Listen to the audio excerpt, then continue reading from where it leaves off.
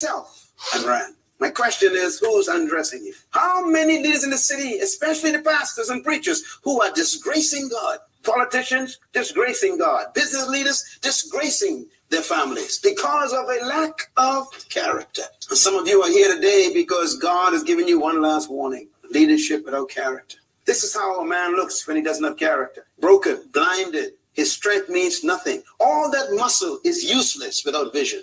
The greatest power that a leader possesses is not his physical strength. It's his character. There are 7 lessons I learned from Sam and Joe. You want to write them down? First lesson I learned from Sam and Joe is that character is more important than power.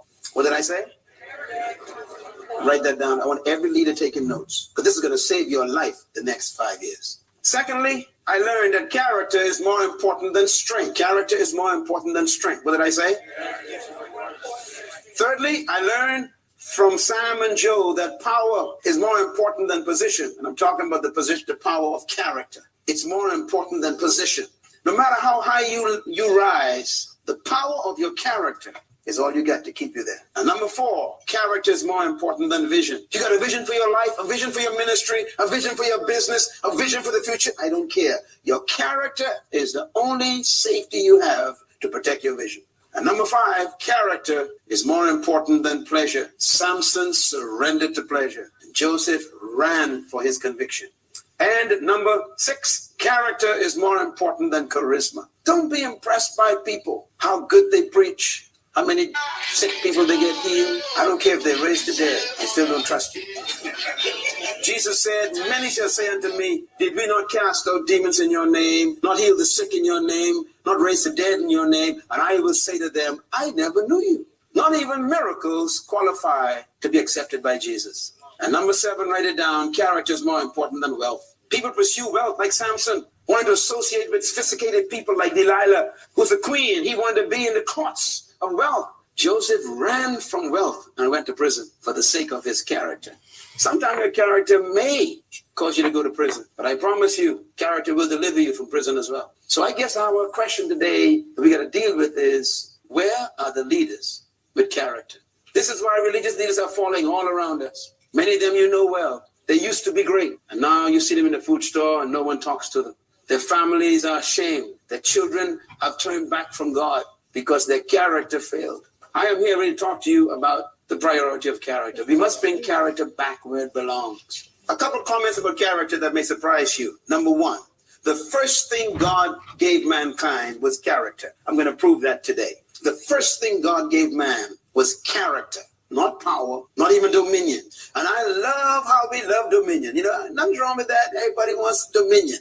But believe me, God did not give us dominion first. He gave us character. Secondly, character is the most important principle in all of life. Now, I'm making these statements emphatically, but it took me over 40 years to make these statements because I've seen so many things that we pursue and they're not important. The most important principle in life is character.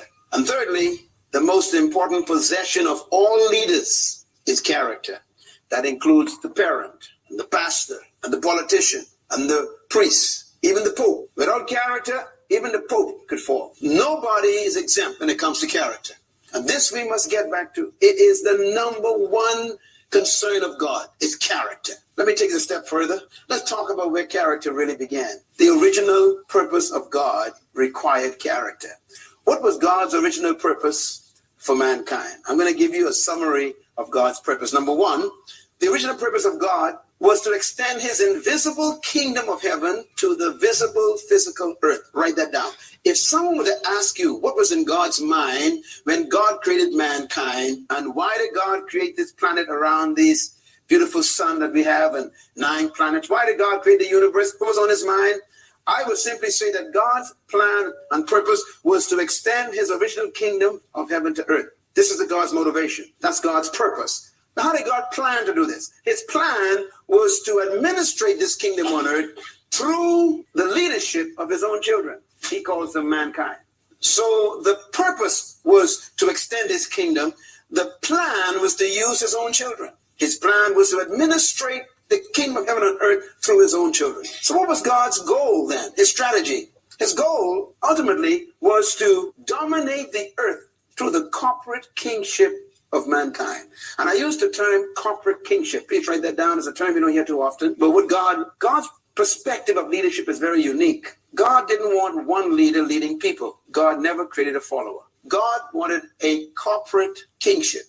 That means everyone that he created in his image are kings. That's why he's called the King of Kings, plural. All of us are rulers. So God's plan was to create a nation of kings, a royal kingship. Everyone a ruler. And so for God to do...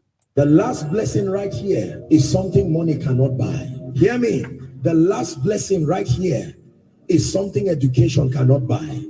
The last blessing right here is something your intellectual pedigree cannot buy. The Bible says, and give thee is a gift. If you are not given, you cannot have it. And give thee peace. Listen, I've told you, my highest definition of success is not progress, is peace. No matter what else you have in your life, if it is at the expense of your peace, it was not worth it. No wonder Jesus himself is called the Prince of Peace. He says, peace I give you, my peace I live with you, not as the world gives. There is a kind of peace that he gives you that surpasses all understanding. I'm praying for you in this troubled world, in the midst of the turbulence that is depressing people, saddled with fear, saddled with all kinds of things. May the peace of God be given to you this night. May the peace of God be given to you this night. In the mighty name of Jesus Christ. In the mighty name of Jesus Christ. In the mighty name of Jesus Christ. Where you have been crawling, I place an anointing upon you. Begin to fly like the eagles. Begin to fly like the eagles. Hear me. Whatever has covered your glory, covered your visibility, so that those who need you and have what it takes to honor God in your life cannot find you. In the name of Jesus, I tear off that veil now. I tear off that veil now. Find visibility. Find visibility. Find visibility. In the name of Jesus Christ. Hallelujah. Why have you been here 38 years? I have no man to help me. Not that the water cannot be reached. I have no man. Where is somebody who is in need of one man? One man who becomes a helper to say, what is your issue? Oh, a job? See me tomorrow. Where is the one man who is saying, what is your issue? Oh, a visa. Come and see me next week. I pray for you. The one man sent by God to be a destiny helper to your life in this season. Wherever they are, I gravitate them towards your destiny.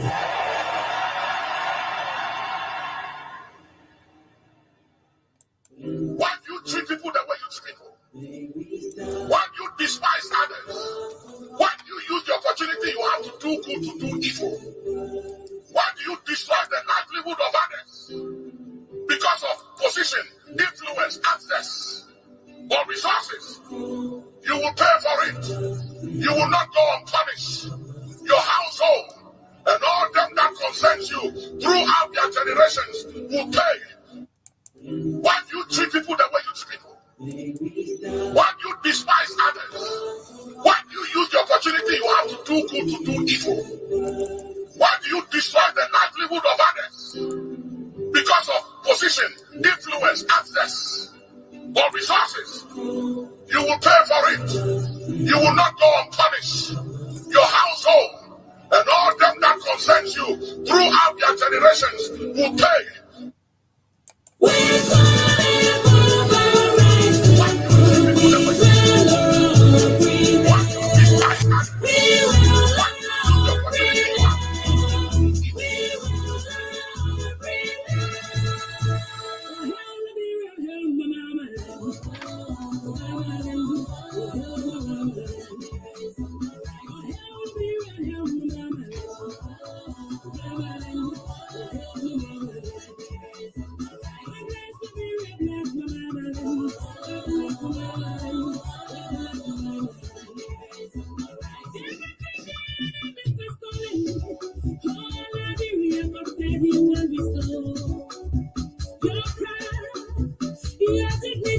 Even your resources, I said He will restore. You shall once again become the light. You shall once again become the light of Africa. You shall once again become the light. You shall once again become the light of Africa. You shall eat the fruit of your land, the fruit of your land, the fruit of your land. Hey, you shall eat the fruit of your land, the fruit of your land, the fruit of your land. Hey, and never will you be strangers in your land, strangers in your land, strangers in your land. Oh, hell, I be right here, mama.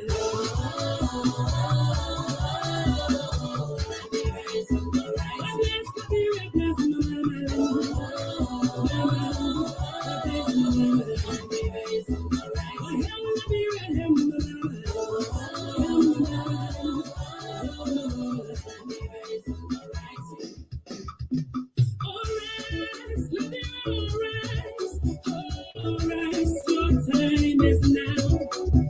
Alright, let me alright, alright, your time is now. I want you, let me, I want you, oh, I want you, let me, I'm on the way, please. I want you, let me, I want you, oh, let me, I'm on the way, please.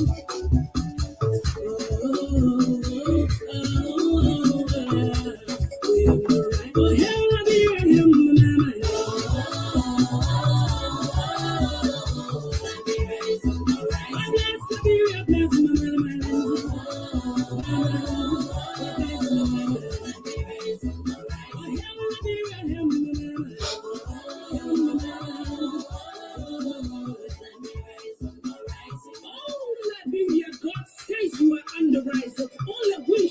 Into this command. It is then that we shall rise, we shall pursue, we shall overtake, and we shall conquer all of our adversaries, and we shall shout at last.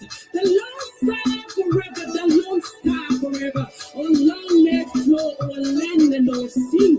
This journey, Lord, will never uphold it forever. And shout for the Lord star. Oh, hell, let me hear him, mama.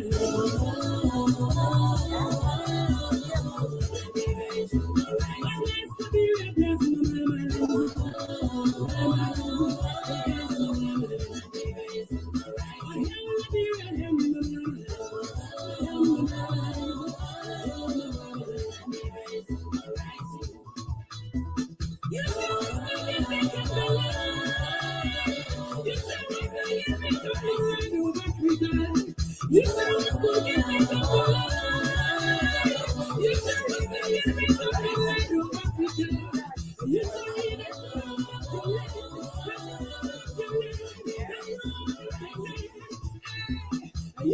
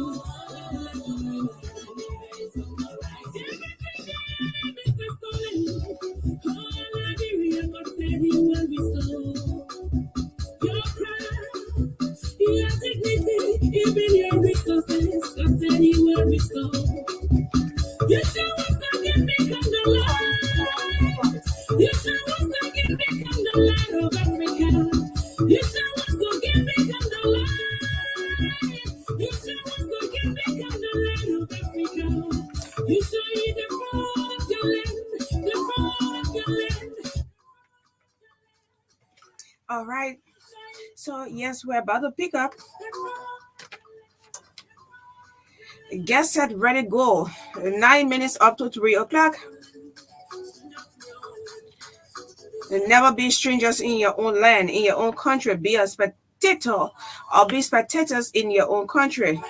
Good afternoon. That's how I want to welcome you on today, Friday. That's the weekend edition of State of the Nation. It always promises to be great on this platform. My name is Magdalene Saah. Yes, we're going to have a wonderful time together. Rest assured, for 9 to 5 o'clock. Yes, you're going to grab a lot of information that you can use.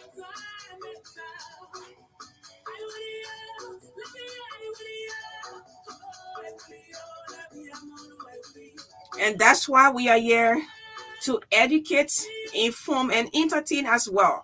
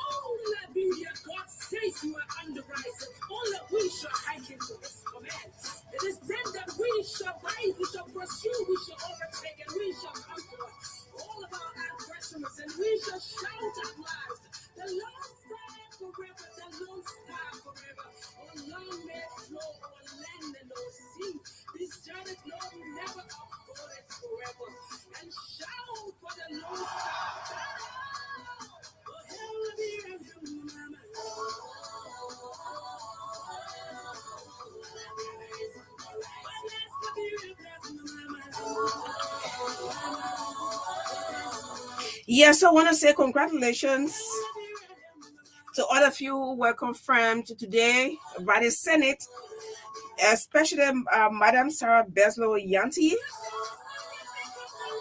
Minister Proper,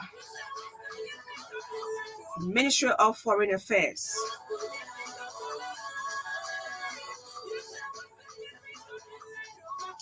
All 23 senators who were present during Friday's section or today's section voted in favor of Minister Yanti's confirmation.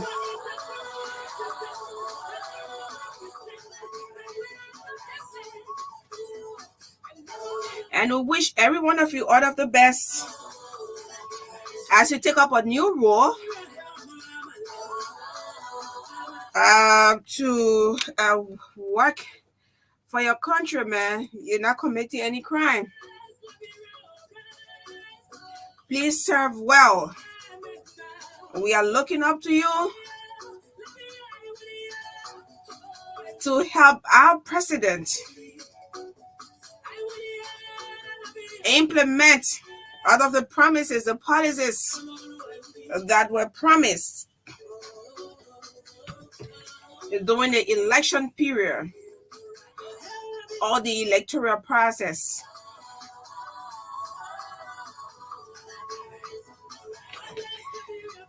Okay, so very shortly we will be taking the executive director of Ford.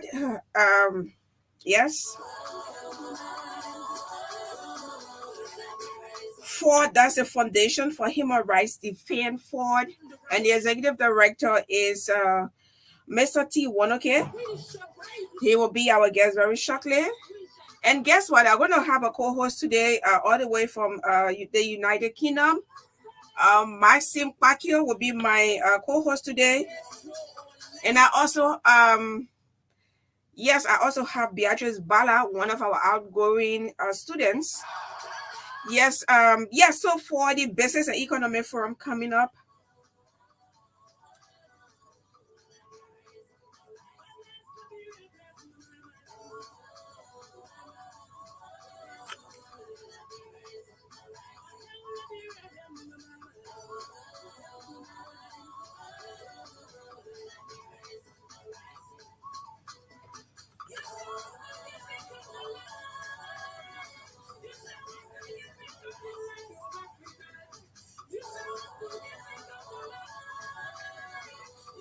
yeah, so we're going to be talking about sustainable development, growing the economy through sustainable development.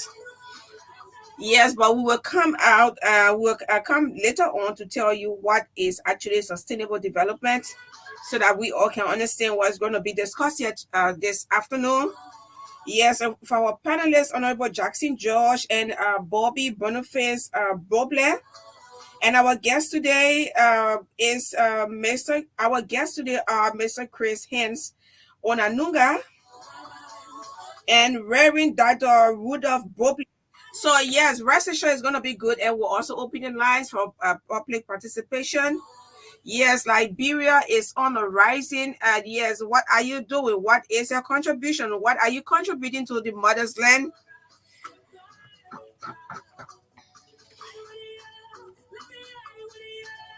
So Maxim Paki has joined from the United Kingdom. I hope he got a very strong internet as compared to Liberia, because yesterday was so disturbing. And you laughing, your internet over there not straight over. Your people, you're sorry.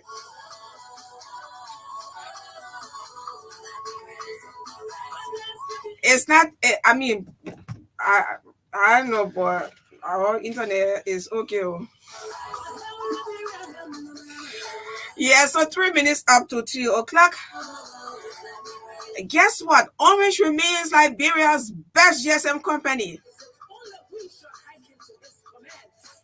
Liberia's best GSM company. And Orange has made communication so simple. You don't have to spend so much money on SIM card, on phone, buying data and meetings.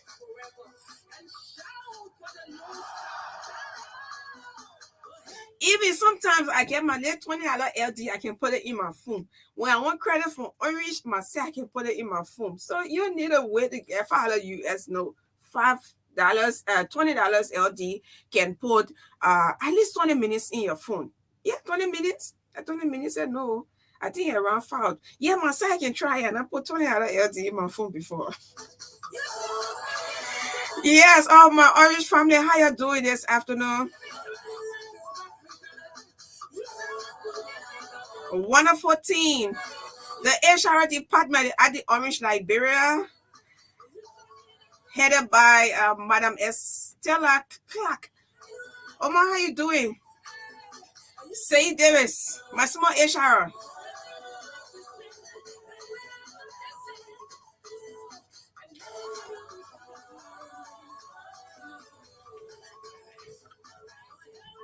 Mr. Stewart and Mr. George, other of you from the HR department, how you doing?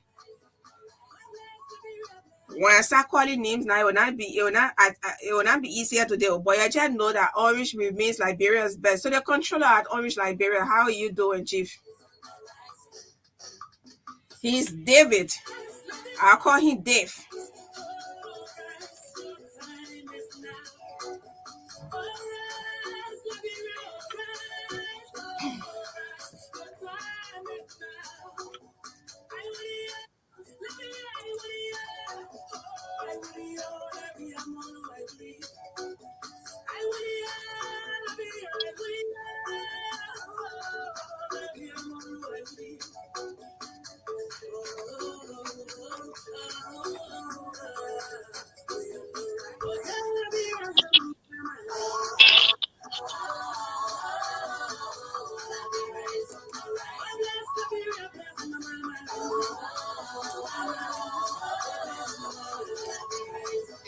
Yes, Liberia is on the rising. On a serious note, yesterday the president declared his asset, and then day after, day before yesterday, he tested negative. The drug test, all of the tests that was conducted, the results read negative. He and the vice president. Abraham Kroma, I was informed he also did his test, and other government officials. So can we say things are, going on the right path? Should I start to judge so quickly, or I should wait a little bit? But from what I see, or from what happened over the past 2-3 days, I think we are moving somewhere. Because this has been the crowd. of so many Liberians in and out of this country. Yes, declare your asset. Declare, I'm the official, declare your asset and take drug tests. And, oh, yeah, I mean, but it's just happening like a dream, right?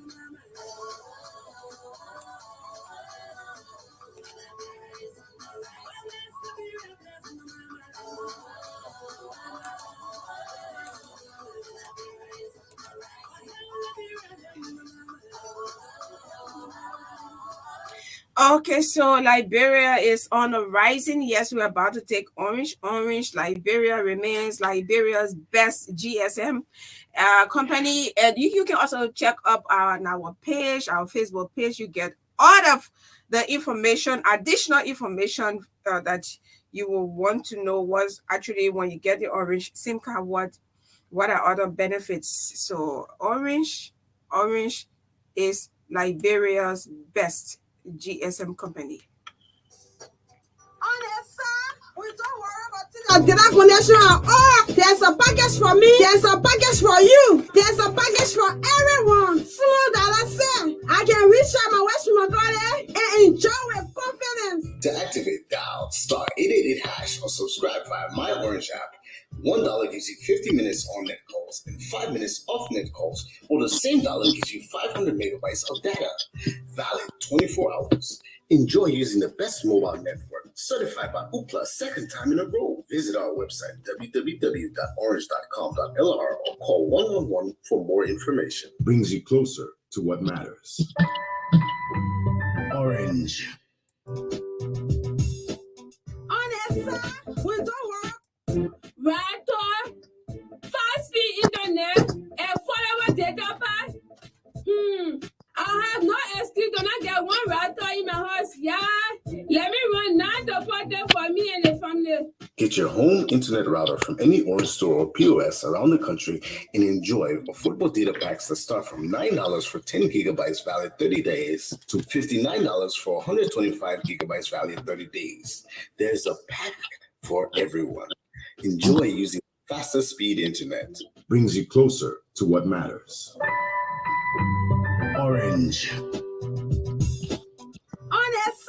we don't worry about things. Get that connection. Oh, there's a package for me. There's a package for you. There's a package for everyone. Small dollar say I can reach out my West Mongolia and enjoy with confidence. To activate, dial star 888 hash or subscribe via My Orange app. $1 gives you 50 minutes on net calls and 5 minutes off net calls, or the same dollar gives you 500 megabytes of data. Valid 24 hours. Enjoy using the best mobile network, certified by Ookla second time in a row. Visit our website, www.orange.com.lr, or call 111 for more information. Brings you closer to what matters. Orange. No need to spend plenty of money on traditional septic tank that has lot of different challenges. Biodigester septic tank is the best modern solution for all waste management. One biodigester septic tank can serve you for more than 25 years with no problem. Cheddar Construction Company of Africa Incorporated also gave 1 to 2 years period of free maintenance. Additional services include building construction, electrical wiring, plumbing, POPCD and sculpture, and many others. For more details, visit Cheddar office at Covenant Builders Campus, Vocal Mission, Peaceville, Liberia, or call 0776 454130, 0776 454130, or 080984569. Or you can visit our Facebook page, Cheddar Construction Company of Africa Incorporated. Cheddar, your trusted partner for construction needs.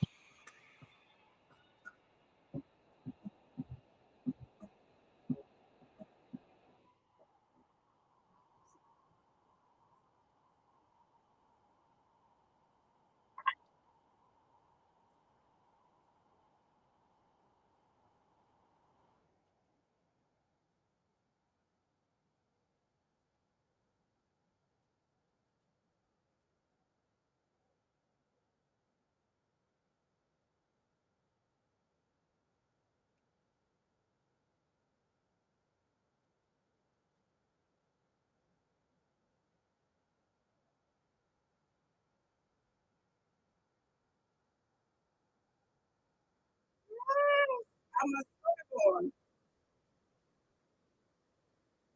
Wonder Woman. Powerful as well.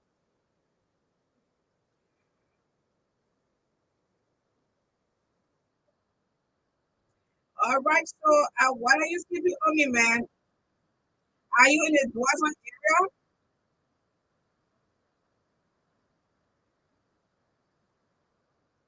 area around the AB Barrack at Dwazon 20 points?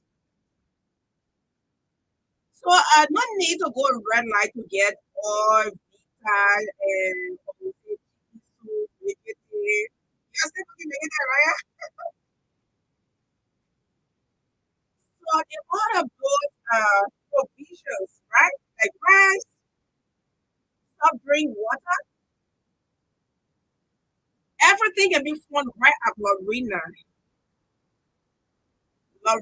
Enterprise. That's the name right there. Y'all please stop wearing red light. You don't know the problem. They think I put red at me like I already get this.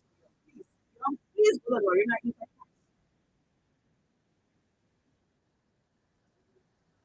Is 100% Liberian food, and you know on this platform we promote Liberian businesses. And I can tell you, as the poet ambassador for Lorena Enterprise, I'm asking you to please visit Lorena Enterprise. It's 100% Liberian owned.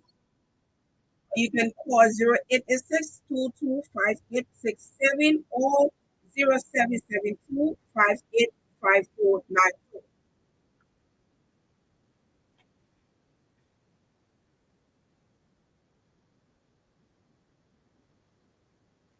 Yes, so our guest is already in studio for live from the US, and we also have our co-host today is Martin Factor for the United Kingdom.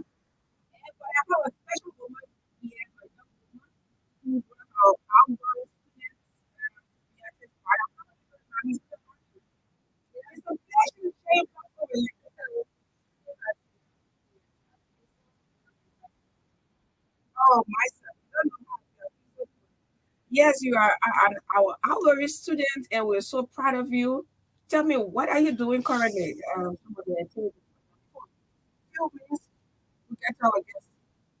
Yeah, so like if it was a internship, I stayed there to where I was internship for. The time has elapsed, but I stayed there, yes, and trying to put myself in both parties. Doing more party, but tell me Yeah, so right there at the Fox Radio is located along the Marshall Highway, something. and it is in the Banana Bush community. Right there, I have a program running there. It's called She Speaks Up. It is a 1 hour program every Tuesday. Yes. And I'm also a co-host for a lady show on Sunday, every Sunday from 6 to 7:30. Wow. So tell me, how was the defense? Tell me about the defense on the radio. I was so harsh or what? Give me some deep history.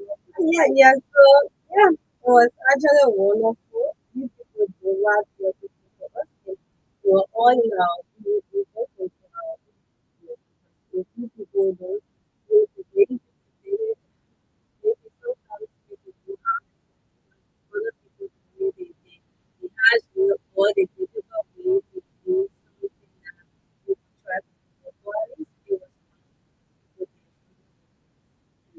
Okay, so yeah, so this is Beatrice product, and we're gonna be here together. You can practice if you also do yes, you can have seat if you want to. Yes, you know, I sometimes invite people, but I also like people to push their way, like asking, how was this? And so I don't like putting around. You want to do it for the feel, maybe.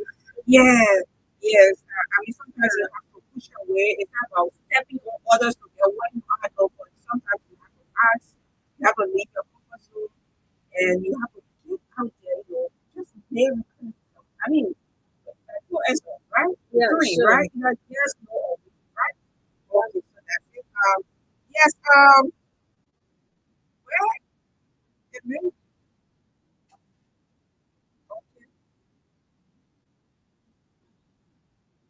Yes, so we're about to take this.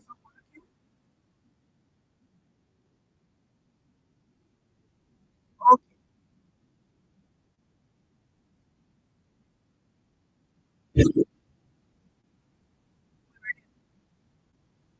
you're ready. Yeah.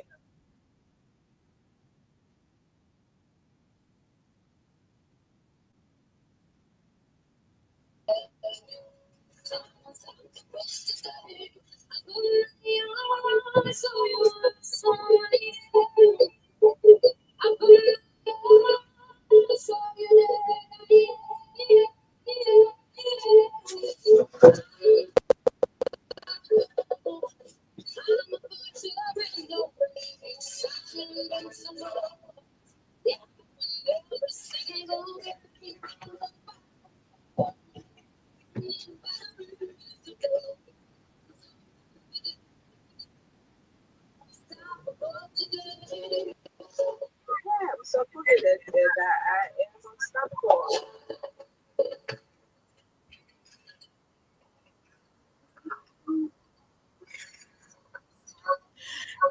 All right. I'm having some terrible feedback. Mm, mm, mm, mm, mm, mm, mm, mm. Okay, can you? Okay, we sincerely apologize. Please work it out. Yeah, please try to do something. Please. I want to.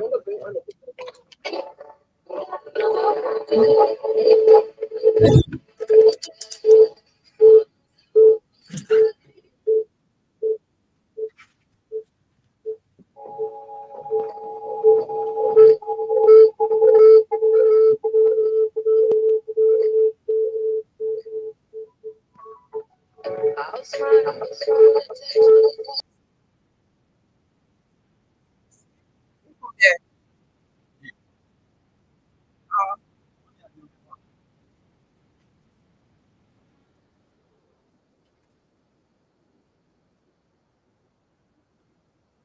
Okay.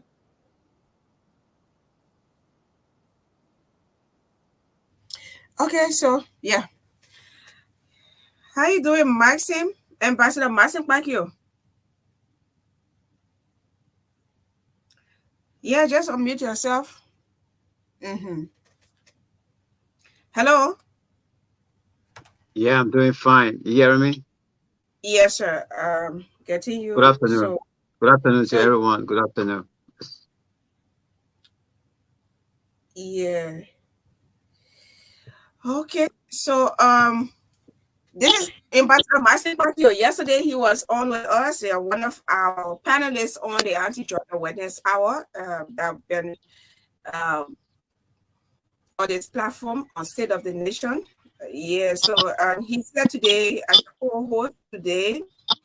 And yeah, thanks for reaching out. We're going to have a wonderful time. I don't know, there's a terrible feedback, but we are working on it. So if you have any kind of feedback from here, we sincerely apologize. These are equipment, sometimes produces some annoying sound, and yeah, but they will work on it. I also have on the other side is Cooper Sangan. If he got some questions through the way during the interview, he will also have mercy. Cooper Sangan is one of our students who attended the Mosa Bede School of Professional Journalism. Today he sits at controls and he writes stories and other stuff. And Beatrice is here. So I have Mr. T. Wonke, the executive director of Ford. Yes, executive director of Ford. That's the Foundation for Human Rights Defense, Ford. Yes, and sir, it's good to have you on. My pleasure. Thank you, Magdalene. Good to be with you. And Ambassador Baklo, did I say your name right? Yeah, thank you. Good to see you in the studio as well. Thank you. Thanks for Pleasure. coming. Miss your name, please. Bakio, silent K. No, yeah, I got your name. I mean, the young lady, I miss her name. Oh yeah, she's Beatrice. I mean, go ahead. Beatrice Bala. My pleasure to be with you, Beatrice. I look forward to a strong interview. Okay, so we're hosting for the next 30 minutes. I know you're so busy and you have to go.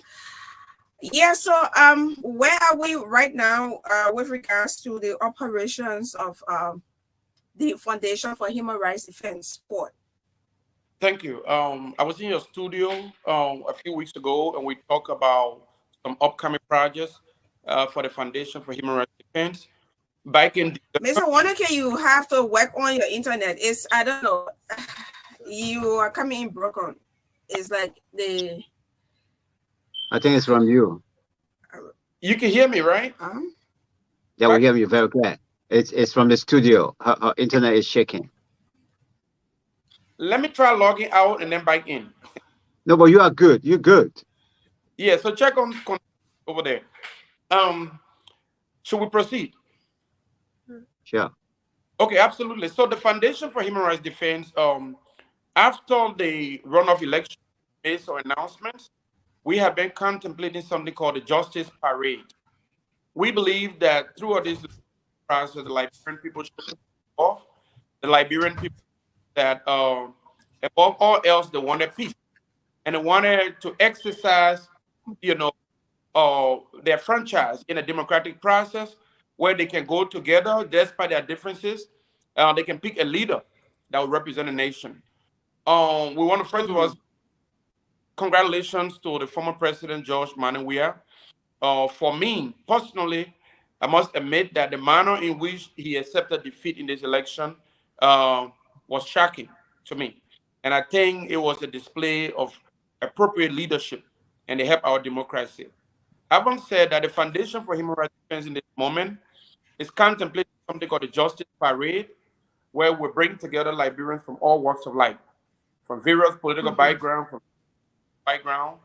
We intend to bring them together to talk about the road ahead, to talk about how we can progress that we have. We want to be able to lead a parade. This is not a protest. This is a parade that we will lead from City Hall down Capitol Hill to be able to submit a petition to the leaders of our nation. This is something we have spoken about on so many different platforms in many months now. We have about 90 to 96 commitment or promises that the UP made during this campaign that we track at the Foundation for Human Rights Defense. We want to go, amongst other things, to read to them the commitment that they made, the promises that they made, and we want to go out there after the first 60 to 90 office, match their performance with a commitment, and urge them to be able to hold on, to let them know that we want to hold them to the commitment that they made, and that the Liberian people deserve nothing less. Okay, so with regards to that, the president has ordered the General Auditing Commission, that's a GAC, to conduct a comprehensive audit of 3 key government institutions, including the Central Bank of Liberia, the National Security Agency, and the Executive Protection Service.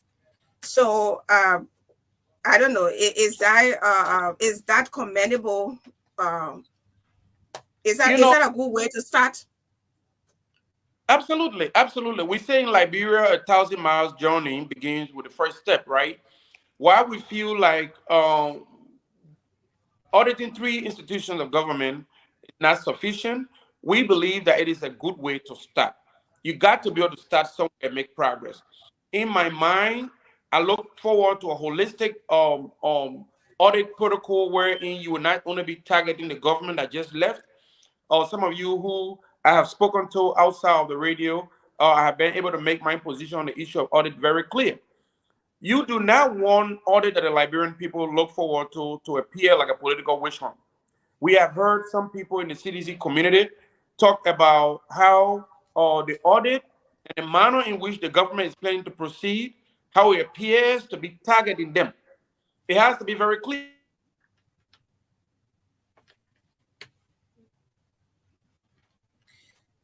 No, we're not getting you. We're not getting you. We're not getting you. Mr. Wanaka, we're not getting you.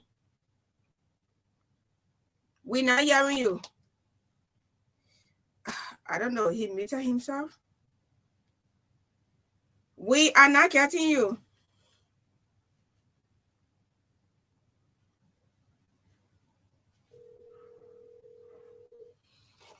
Jack Yours, he can't even mute himself. He was here there. Yeah. Get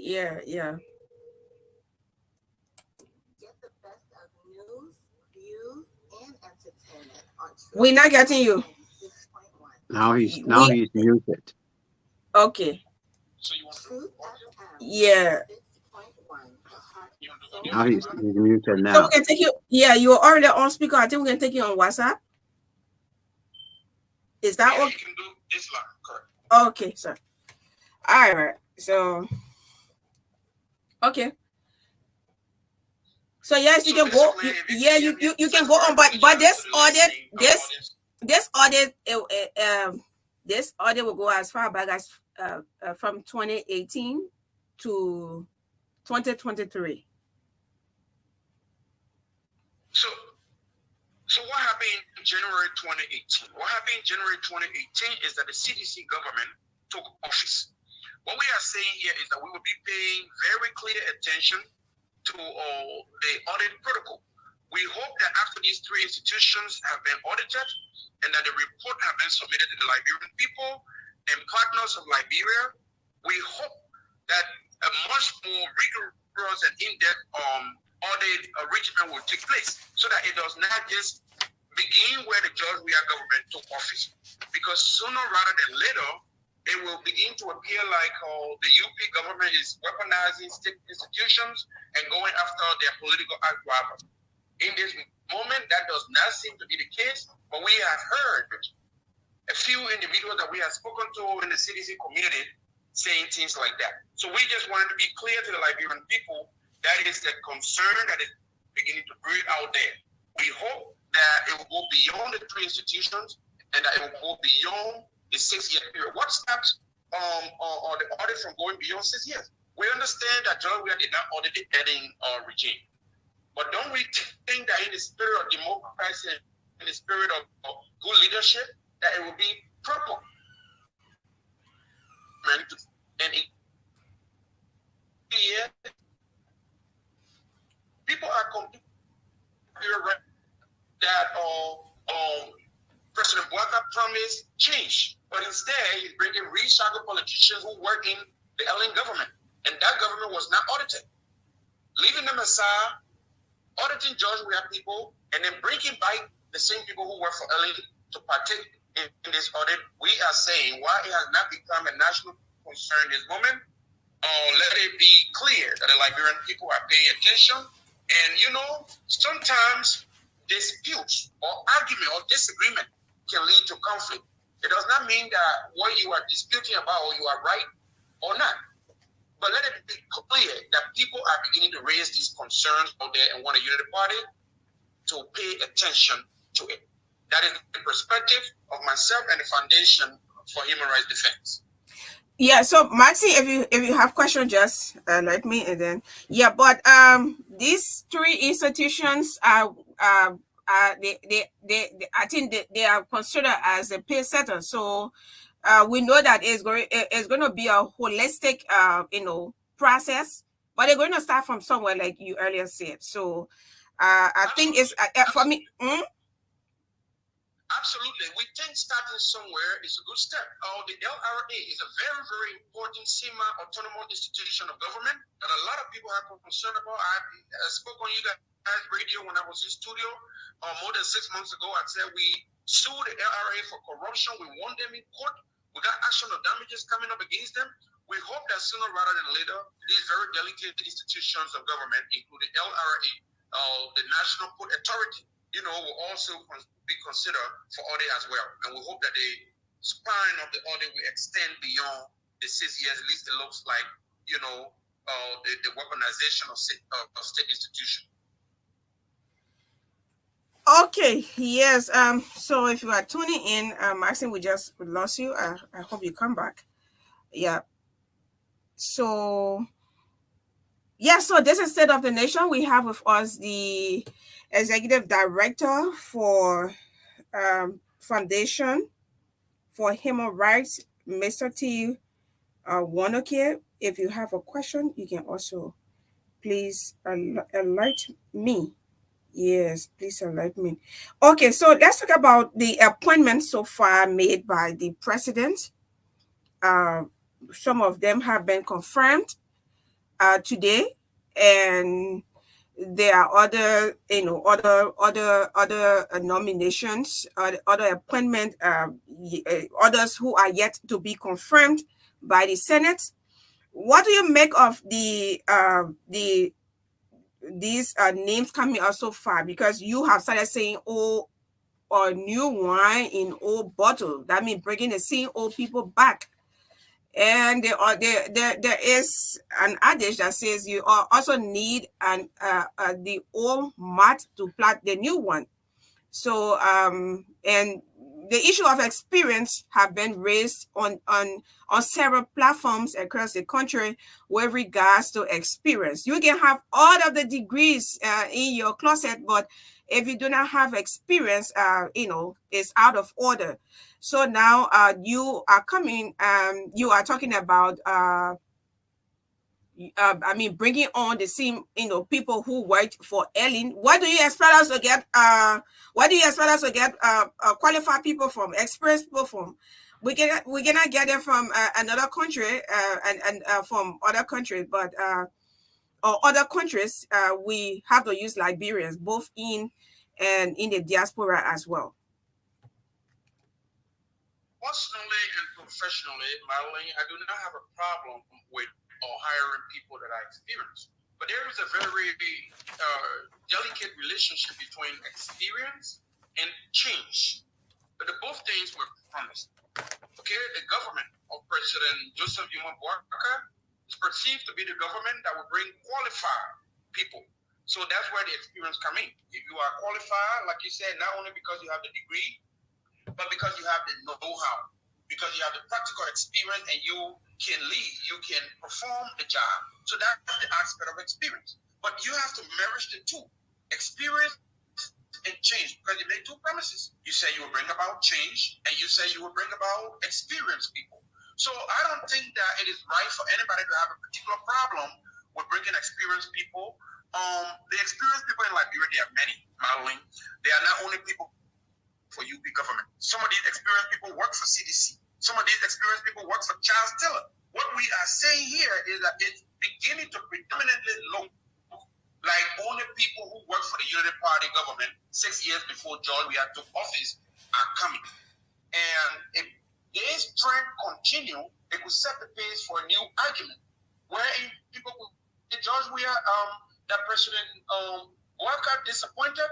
We've already heard. You heard somebody that Yeke coming on the radio and using a platform to talk about how he thinks that Boakai has already disappointed.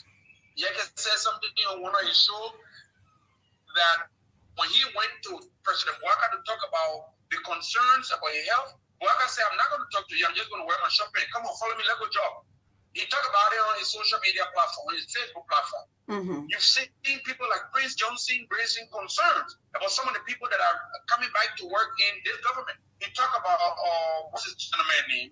There was a big debate or conversation concerning him on phone. I'll come up with a name in a minute. But my point here is, if you are bringing experienced people on board, you promise balance, you promise change, and you promise experience. You got to marry the two. You got to be careful because the Liberian people perseverance, their endurance, their desire to be able to wait for change or for something to happen in their life, it has only so much span. The Liberian people have been through a lot. People in Liberia have been through a lot. In my mind, 6 years of George Weah was a very interesting one. I'm not going to call it a difficult one because I'm not going to speak from a partisan perspective here. But I would say personally, in my own experience, I think 6 years of George Weah was very interesting for the Liberian people. And also some people would say the last 6 years of Ellen Johnson Sirleaf was also very interesting. The Liberian people, above all else, chose peace. The things that happened in Liberia before 1990, we experienced some of them in the last 6 to maybe 12 years.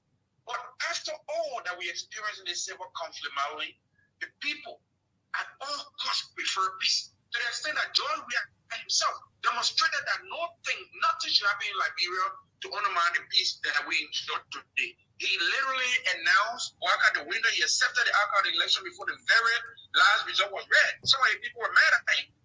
So we are now looking up to President Bouaka to live up to the commitment. We are beginning to observe concerns. These concerns have raised of crisis in this moment. But why should we wait till they rise to the level of crisis?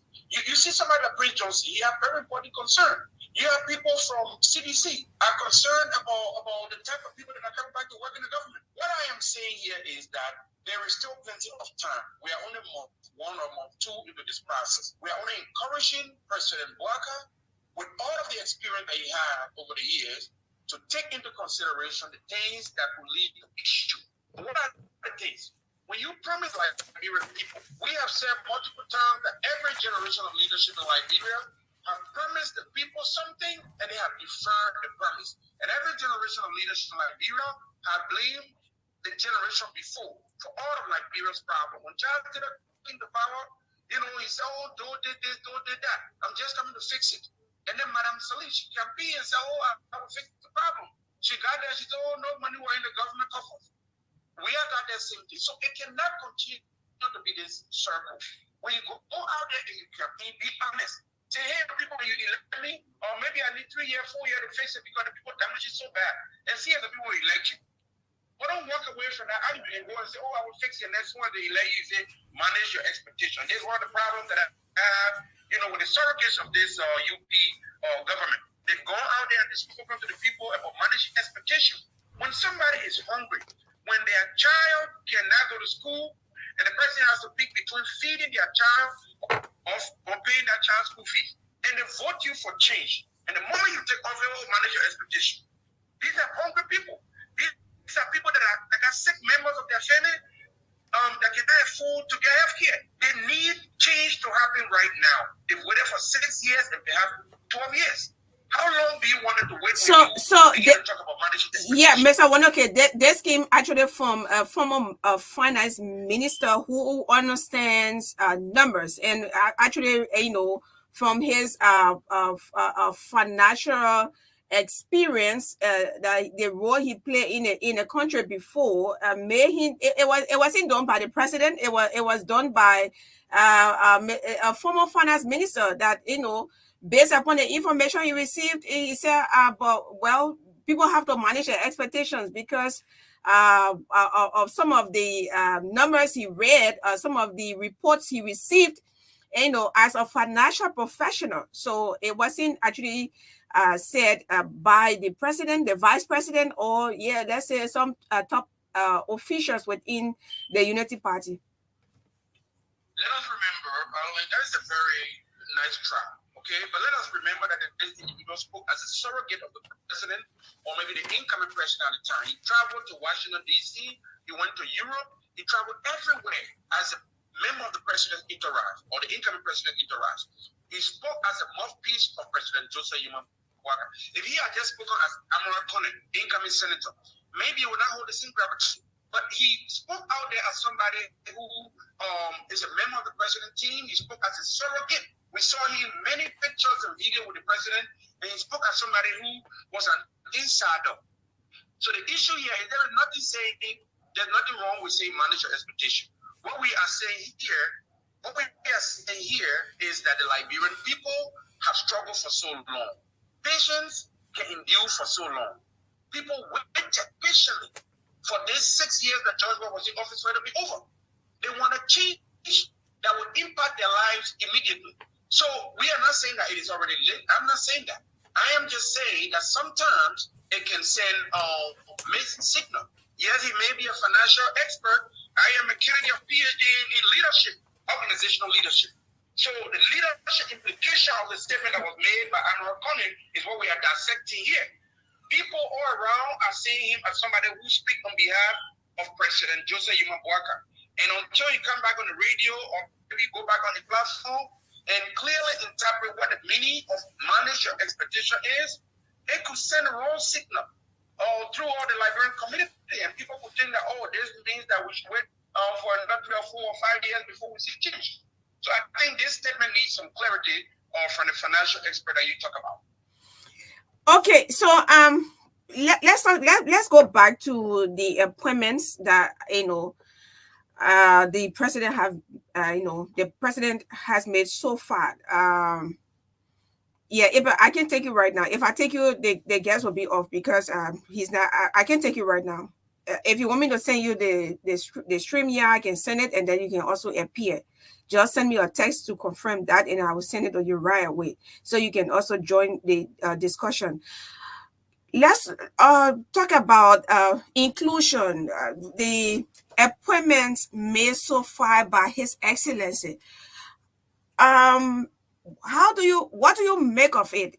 Yes, we talk about bringing on old people. Yes, but it's inclusive because this president promised inclusion in one of his speeches after he was announced president.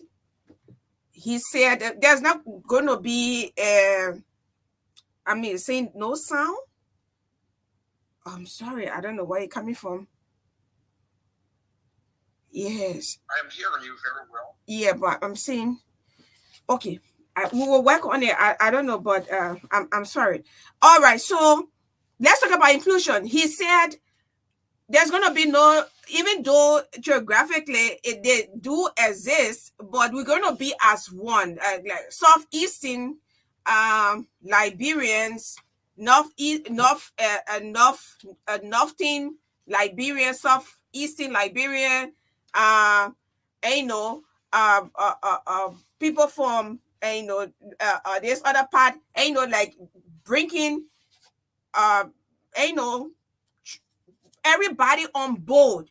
Yeah, everybody, bringing everyone on board, making a government of inclusion and not exclusion. So with the appointment made so far, what do you have to say with regards to the appointment made so far? It said, if you have the list, I know you follow activities in back home. What do you make of it so far? We know that the appointment, these appointments have not really gone. Let's just assume that 10% of the entire appointment are supposed to be made. So what do you make of it? I like the point that you just raised, Magdalene, because it appears to me when some people are discussing the appointment thus far, they are only discussing it from the point of view of the ministerial positions, like minister and deputy minister. And I also heard the financial expert Americana you talk about.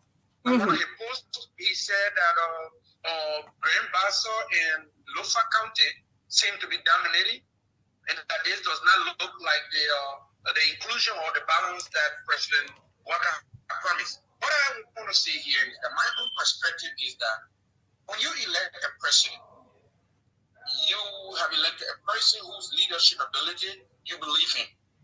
It is too early. For me, it is just way too early to begin to criticize President Walker from the point of view of the individuals that he has appointed. Look at the amount of ambassadorial positions, the amount of ambassadorial positions that we got out there.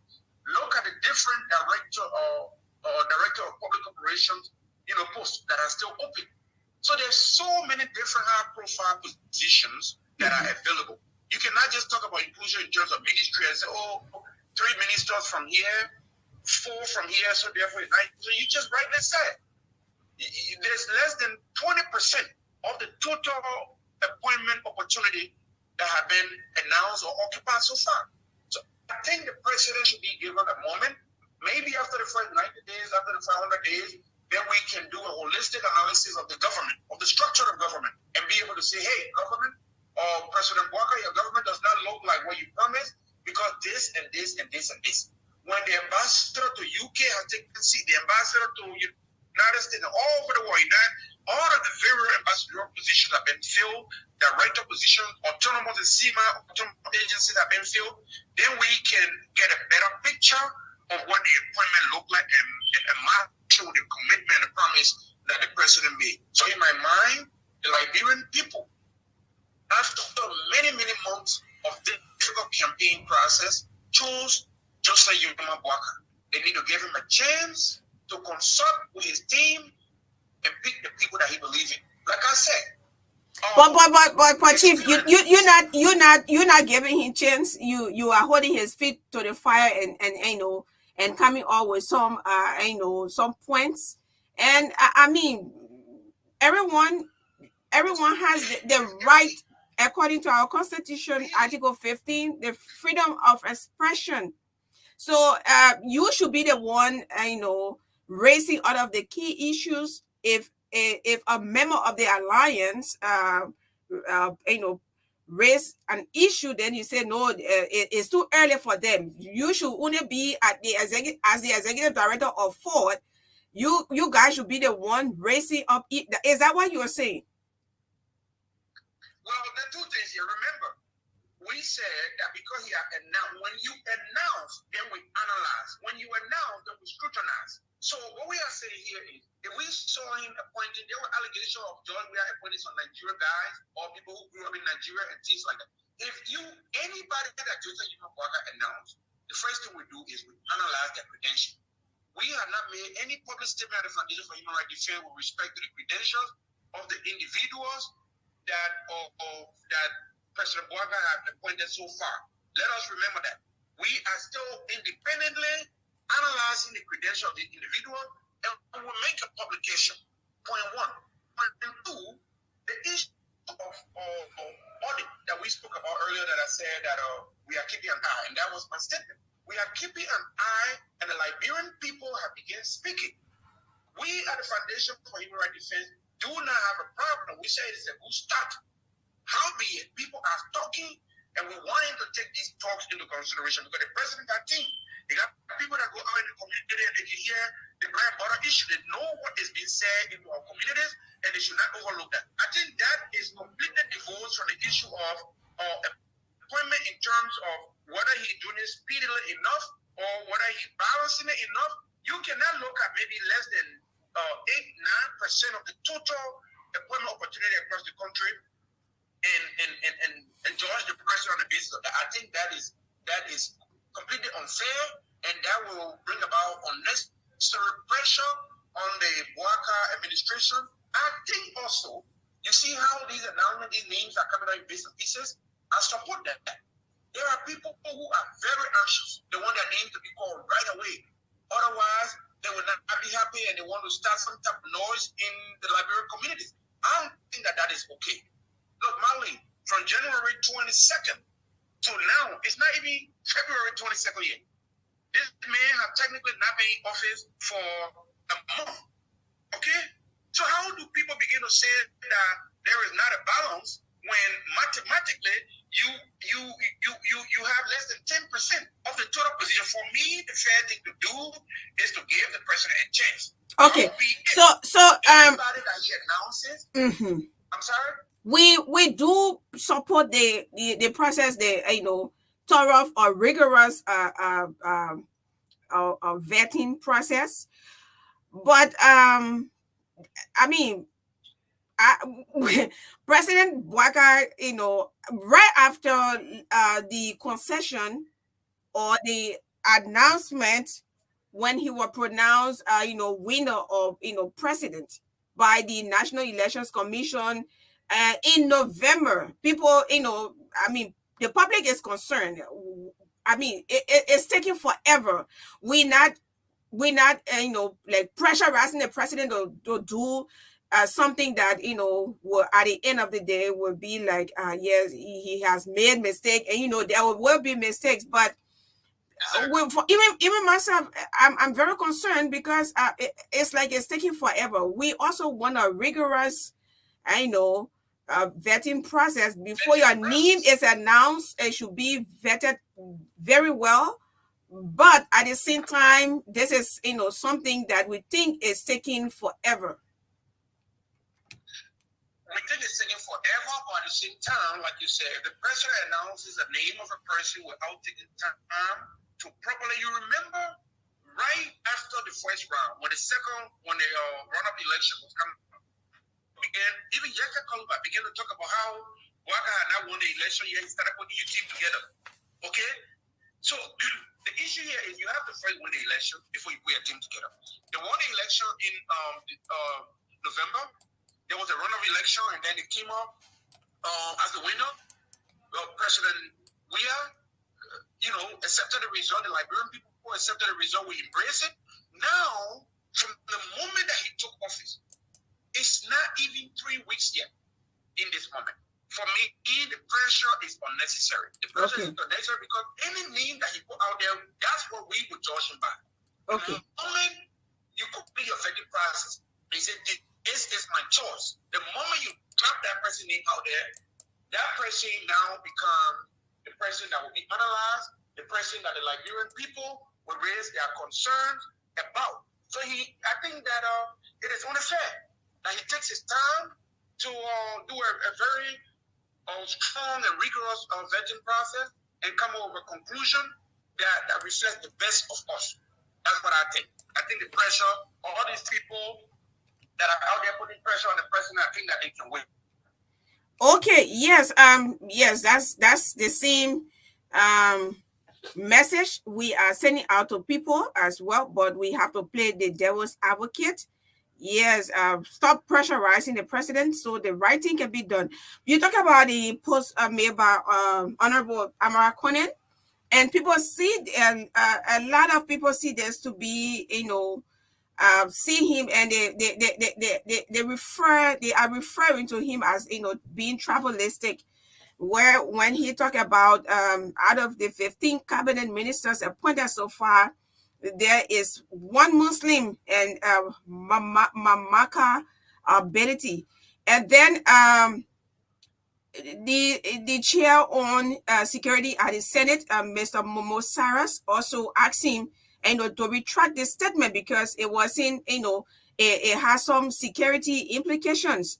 And then I've still followed. I think maybe you saw the post. Later on, he posted and said the senator, the chair on security at the Senate, apologized because of according to Article 15 of our Constitution, talks about the freedom of expression. So, what do you make of it? A lot of people are raising issue with it and say yes, he's tribalistic, and why should he be talking about a Muslim? Well, it should be about competent Liberians instead of referring and talking about a Muslim or Christian, but it should be Liberians. Yes. So what do you make of that? That is a very excellent point that you raised, Magdalene. And I think when you begin to take call at the end of this conversation, the Liberian people will give their perspective on that. In my mind, the noble senator should recalibrate his approach.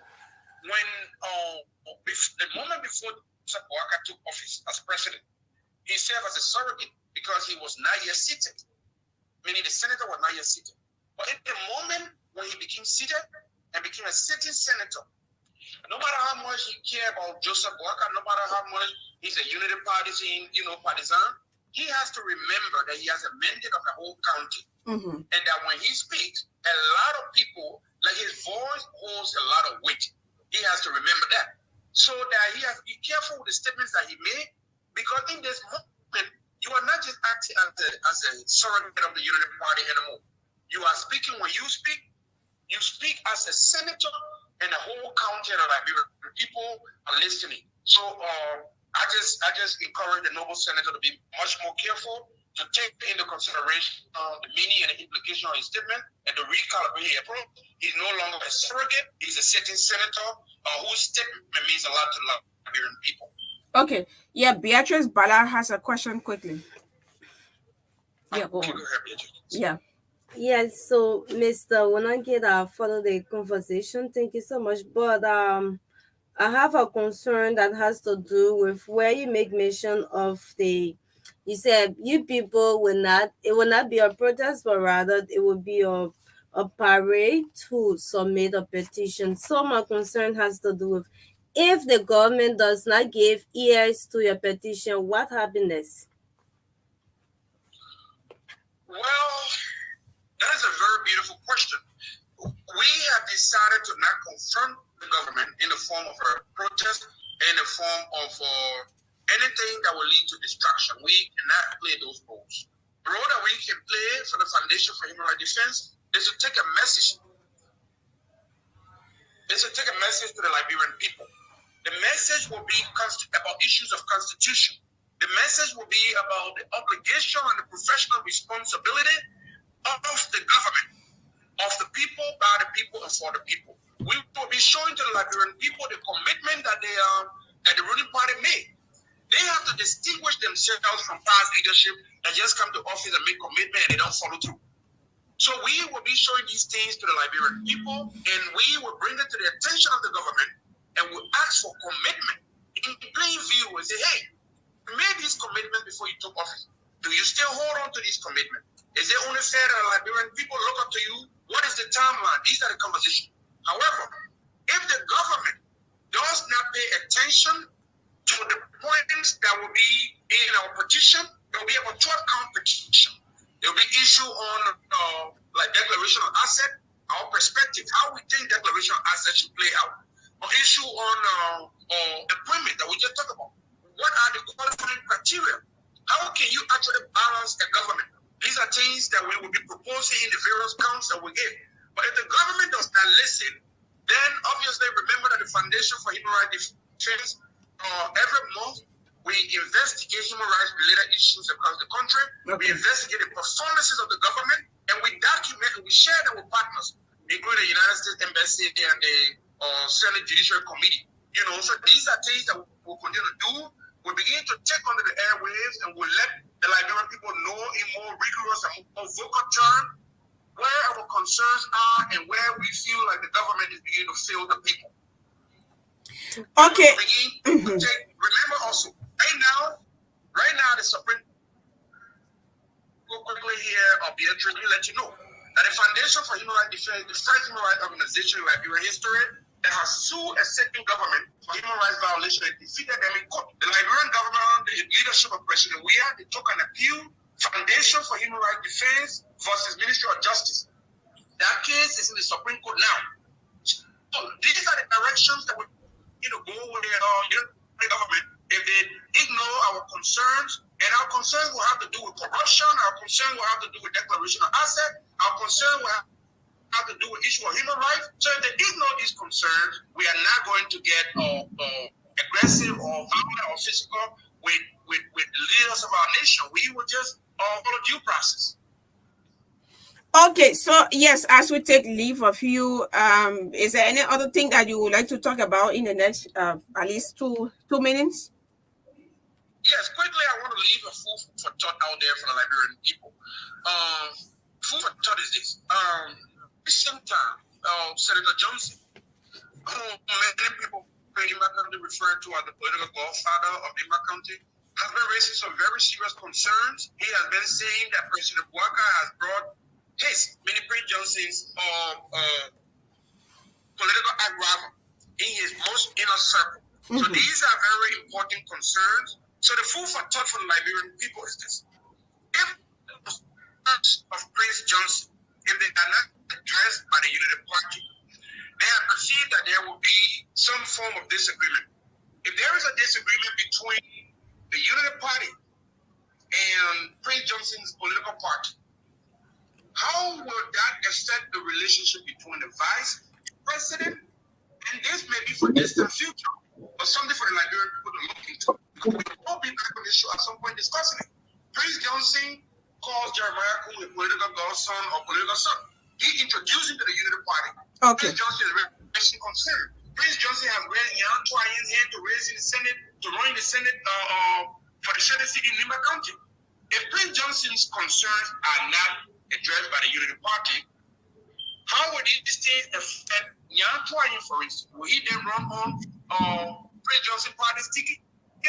Or will he run on Unity Party ticket? So these are things I want to put out there so that Liberian people can begin to think about. These are things that I believe affect our future and we should all begin to look into. Okay, sir. It was wonderful having this conversation with you. So let's keep the engagement. Wonderful points that you strike on this afternoon. Thank you so much. Well, the calls are coming, but unfortunately, we cannot take calls because we already have our guests. Yeah, there's no time. Okay, so maybe this upcoming week or in the next weeks, we can have you. You can fix your internet. I don't know. You're in the US. There, you got internet problem, eh? My internet is actually very strong. The gentleman there told you that mine was strong.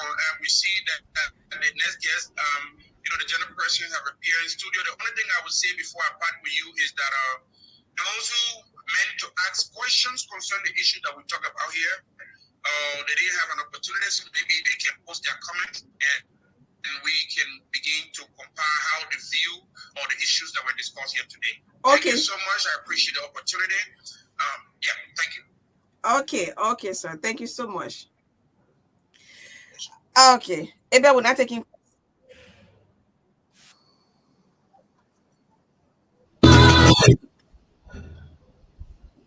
Hello, can anybody hear me?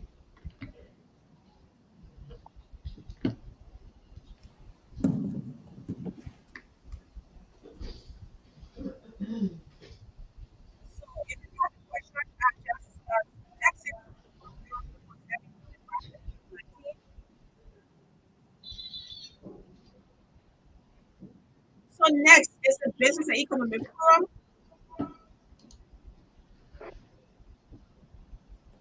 Yeah, so no time to waste.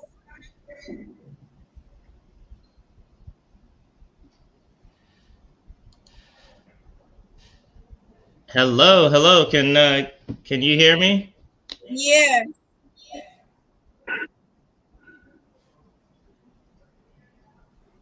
Yeah, so we have our guest today, Mr. Chris Wananuga. I'm not gonna miss it today, and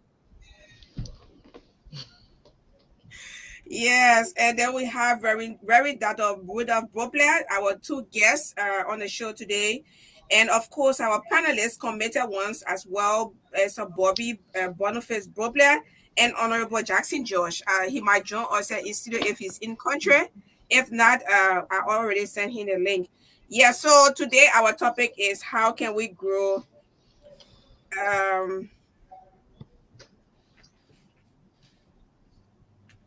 I'm getting some feedback. I don't know where it's coming from. Yeah, me too. I'm not sure what's going on. Yeah. So our topic today is growing the economy through sustainable development. So it's good to have you on. There's some terrible feedback. Maybe we all can mute ourselves. Hold on a second. Yeah.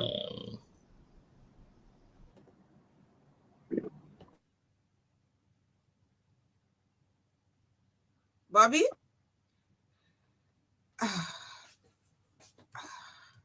Hello? Okay.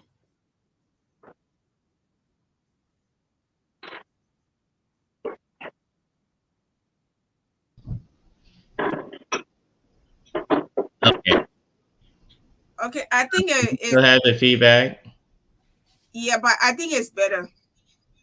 Okay, excellent. Well, good afternoon, Magdalene, and good afternoon to our guests here for this show today, Mr.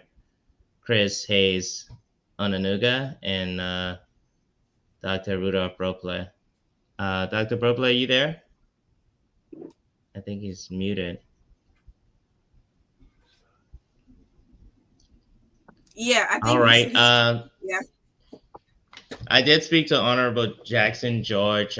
He's in traffic. He's making his way to somewhere stable that he can have internet access and then go ahead and dial in. So he may or may not be in studio today.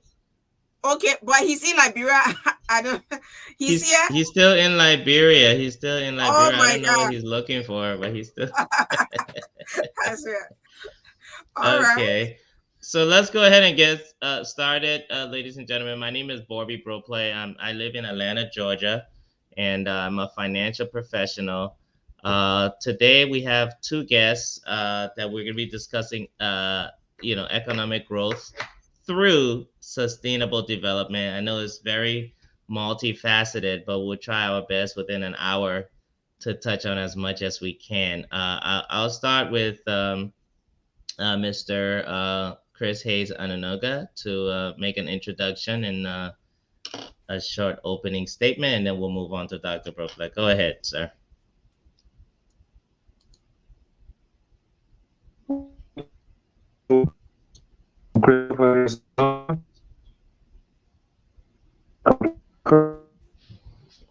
Uh-oh, it looks like we might have...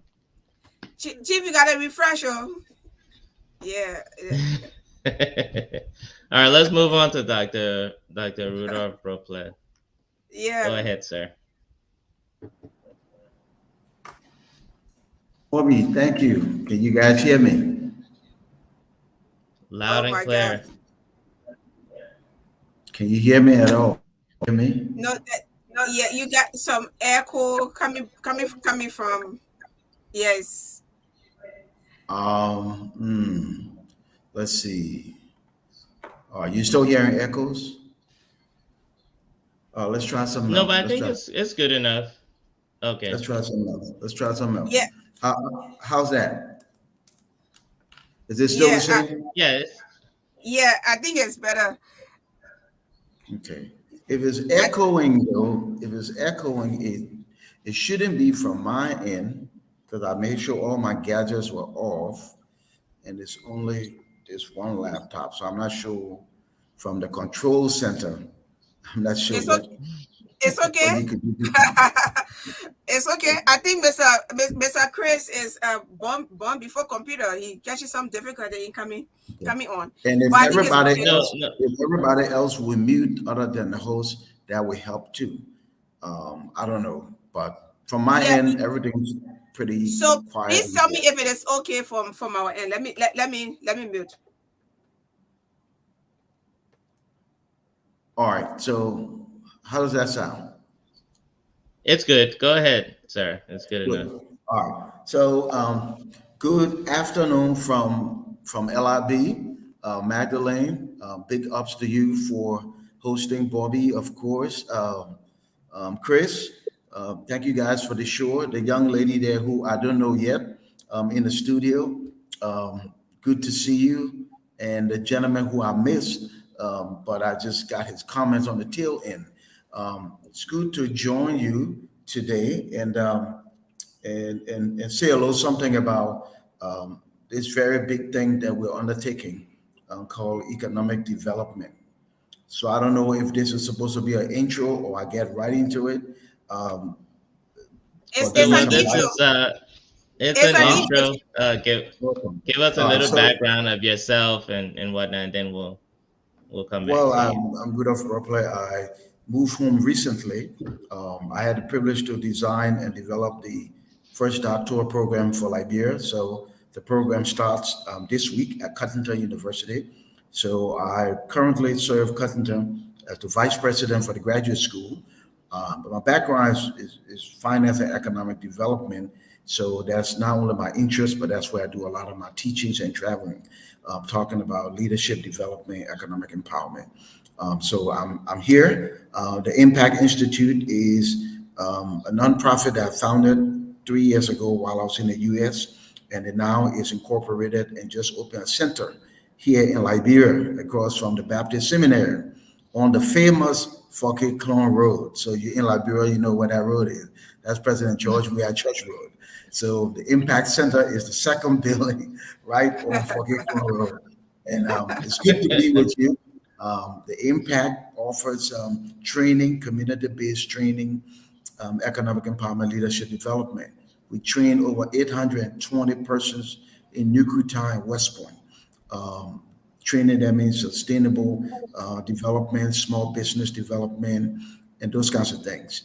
And now we set up programs for children. So junior high and elementary have enrichment programs at the center, and the high school has coaching and mentoring. And then we have computer programs for adults, and they're all free to the public. So it's good to be with you. Okay, so All right. Thank you so much, well, Doctor. thank you, Mr. Chris. Yes, ma'am. I met Dr. Rudolph Brookler some time ago at Ocean View, where they were celebrating Dr. Purge Williams' doctorate Yes, sir. accomplishment. Yes, sir. Good to see you again. Pleasure all mine. Well, I'm just Christopher Hazel Nanunga, a citizen of Liberia trying to make ends meet. Sorry, I'm talking to you from my factory in Nigeria right now. I just came here 2 days ago to see what's happening. But I'm an entrepreneur, and I do what you call strategic investment in businesses in West Africa and the United States as well. But I'm also a tourism expert by profession. I'm a concession negotiator. I'm a communication expert. With that, I believe we can keep ball rolling. All right, so thank you for coming on. I think for the second time, the both of you, we are honored to have you on this afternoon for Liberia. It's 8 minutes after 4. We will delve into the discussion, and then at certain point, after maybe 30 minutes, we'll take calls so you can interact with the public. And I have with me here, you can see the young woman. She's Beatrice Bala, one of our students, and she's also on internship. So yes, my name is Magdalene Saah, and yes, Bobby, you can take it from that point. All right. Thank you so much. Beatrice, it's good to see you again. Your Yes. intern. Oh, good. There it is. Okay. We heard her So, voice. Okay. so yes, I'll be announcing this sustainable development in the simple term. Would like you to tell us what is sustainable development, and then you can pick up from there. Okay, so let's address that question to Dr. Rudolph Brookler.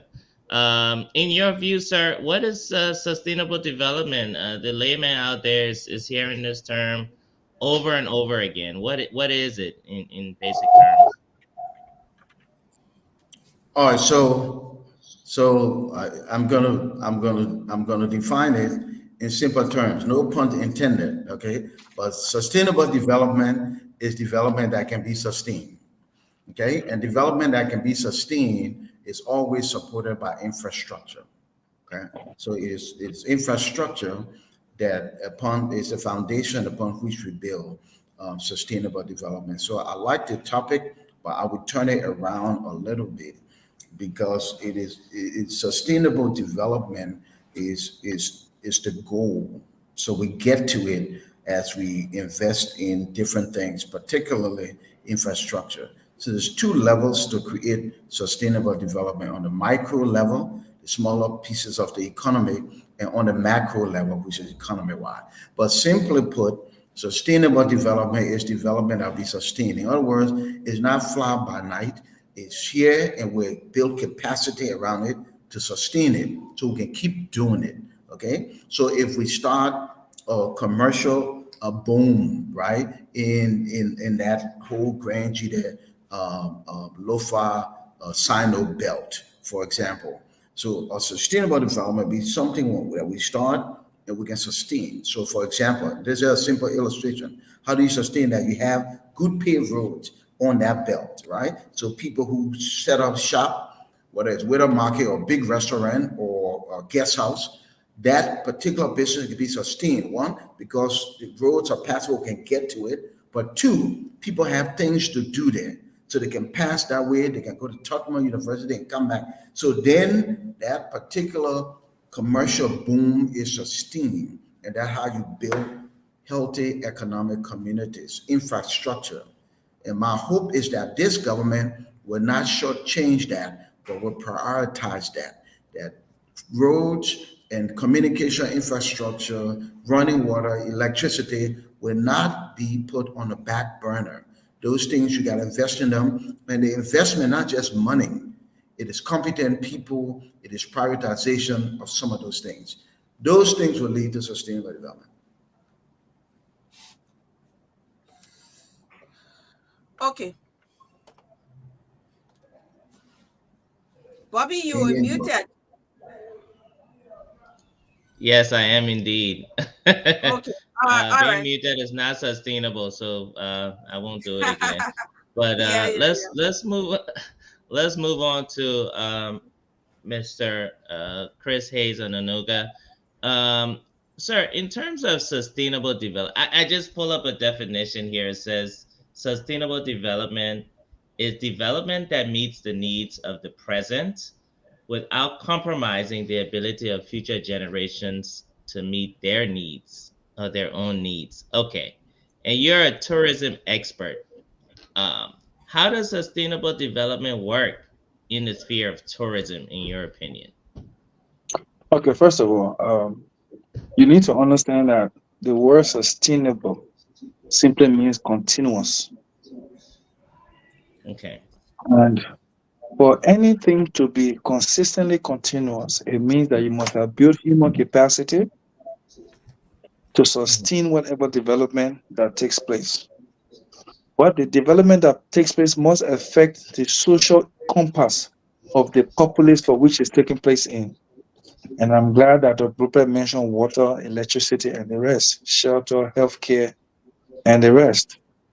You cannot open a hospital and then you don't have the nurses and doctors. And if you have the nurses and doctors to start the hospital, how do you train more nurses and doctors as these ones grow older? How do you expand the hospital? The infrastructure needs engineers. Those are what you need as ingredients to continue to have sustainable development or continuous development in the right direction that affect the general good of the populace. In the case of tourism, we spoke about 811 different revenue departments of tourism. And the last time we had a controversial department that we talked about, and everybody was like, oh, wow, ooh. It is what it is. Now, the beautiful thing about tourism is that 70 to 90% of the people who engage in tourism activities end up being self-employed, which means that individually they can sustain themselves on a long-term growth towards development. There's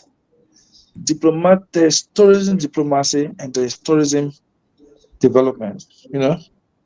You can understand that you can have the diplomacy and honor tourism to bring in the right minds, bring in the right people, look at the right site, the right locations, and the whole lot, and sell a soft sell on the global net, digitalized and everywhere.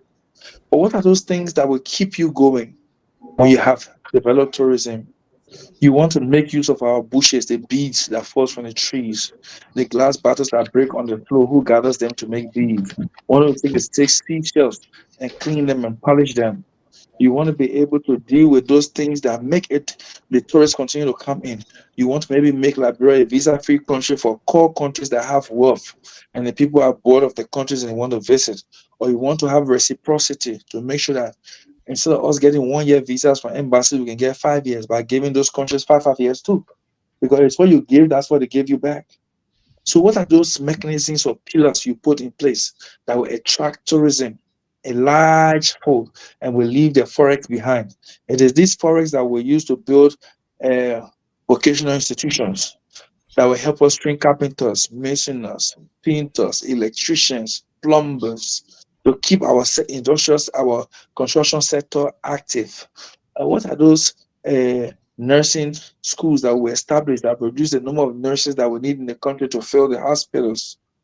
What are those support grants we can give to schools to be able to pull out nurses, teachers in the college, training college and the rest? Like Dr. Bubla just said, the graduate program is starting at Cottington. Of course, this graduate program requires a lot of energy, not just energy of classes, but energy of talents, professors who will run them. If we start and we get the right professors, how many of them are going to be on ground? How quickly can we produce doctors who will now be doctorate degree holders who will now have the experience to teach in that same school? We cannot continue to look outside to get these human talents to be able to sustain our academic development. We have to be able to produce these particular talents and turn them around in our educational sector. So it's Okay. a whole ball game of making sure that we set the infrastructure right, we set the facilities and the impetus, the motivation to make sure that these things can kick off non-stop and turn over consistently. But what is most important is that there's a need for political will to ginger up the private sector to do what is needed to be done. Because the political will to have regulations, to have policies in place that will spur these sectors in terms of providing sustainable development, if they are not in place, or the willingness of the political class to make sure these things are carried out, we will have the best of ideas, best of facilities to run, but will not have the results we need to have. And that's why they tell you that political will is most important than any other thing when it comes to governance. All right. Thank you so much for that. Wow. Um, Two different perspectives here of sustainable development. I like both of them. In the past, when I thought about sustainable development, um, you know, you can't divorce the environmental aspect of sustainable development. For example, um, in the mining sector, people always talk about, yeah, you want to exploit your natural resources, but you got to think about the sustainability of it. Meaning you can't just go damage a whole area and then just leave it. You know what I mean? It's not sustainable. Or you want to mine diamonds in a creek, and you just put chemicals in there. You dig up everywhere and just damage. Uh, that's what I've been thinking.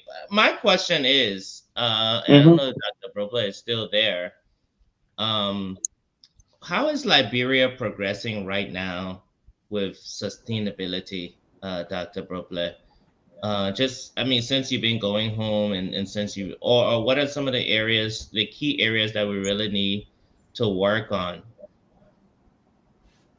All right, so right now Liberia is not progressing. Right now we are meandering with political appointments, um, expectations, uncertainties, and the like. So right now, from an economic standpoint, quite frankly, things are slow rolling. Okay, we expect things to start to pick up in the next month or so. Um, so we're not progressing. Okay, we're just kind of like in somewhat of a whole mode. That's where we are, and hopefully in another month we'll start to move forward. Like I do, that in Liberia, unfortunately, we have a very strong Monrovia monopoly, and as a result, the national government controls almost everything. Even the private sector is not as private here. We hope that will change as we move forward. So we are bracing ourselves for economic progress and accelerated growth. But I couldn't tell you that that's where we are now. We're getting ready to go there, but we're in there now. All right, thank you so much, Dr. Brokler. Mr. Anunaga, same question to you. Like, what areas, in your view, uh, are there changes with regards to sustainable development? And it could be over the years, not just So recent. let me jump into this. Um, to be honest with you, our forest and our mining sectors are in a quagmire. The level of degradation is extremely high over the last 12, 18 years and is degrading consistently. We're losing our rich forest. We've turned mining, alluvial mining, into serious pandemic grounds. because now we have deep pits that have grown completely green and oozing out dangerous odors and nasty diseases, like in CVI, New Creek, like Lofa Bridge, and other places where they do surface mining by Class C miners. If you go to CVI, New Creek, Cowtown, Zia Town, you find that you have close to 24,000 persons in the bush from far away Angola, Nigeria, Liberia, Guinea, Sierra Leone. These people are there mining illicitly. The Ministry of Mines and Energy doesn't have control over what they do, but they're taking thousands of millions of dollars of our minerals out of the country through Cote d'Ivoire, but our forest is left undone. There's no afforestation taking place as deforestation is taking place. So yes, well, every sector of the society have a different kind of negative when it comes to sustainable development. But the word sustainable development tells you that for it to be sustainable, as you extract trees, you replace trees. As you extract minerals, you develop the grounds into nice level grounds where you can have vegetable farms and the rest. So you don't lose the environment because you are mining. During the last 6 years, it's been the worst 6 years of our lifetime compared to the days of war. There was no rule of law in engaging mining companies in rural Liberia. The sector was porous and is still porous. I personally have visited hundreds of sites where surface or alluvial mining is taking place, and it's free for all. The work a proper Ministry of Land, Mines, and Energy needs to do is huge. It doesn't need a technician, it needs a lawyer to run that ministry and have all the technicians in place to make it work. As it is right now, Liberia is blessed with the longest waterway in West Africa, the deepest pit of water with minerals gathering, the longest level of beaches, beautiful sands. But what is happening is that even along the coast of Liberia, based on ignorance and greed, our people are digging the sands from the coast to build houses right on the same coast. And after a few years, the sea comes and swallows that house and swallows the people into it. And they say it's witchcraft. It's not witchcraft.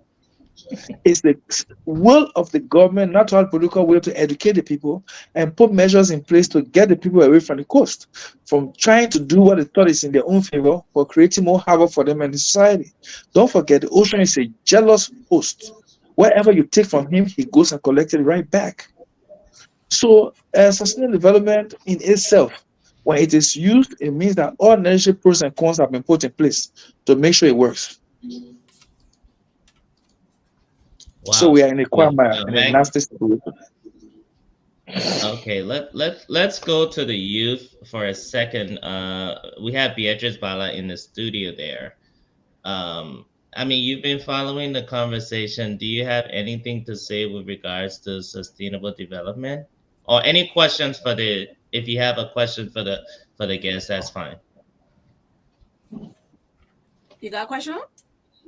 For now, no. Okay, but social equity and inclusion is one of the characteristics of, let's say, principles of sustainable development. And I just listened to Mr. You getting me?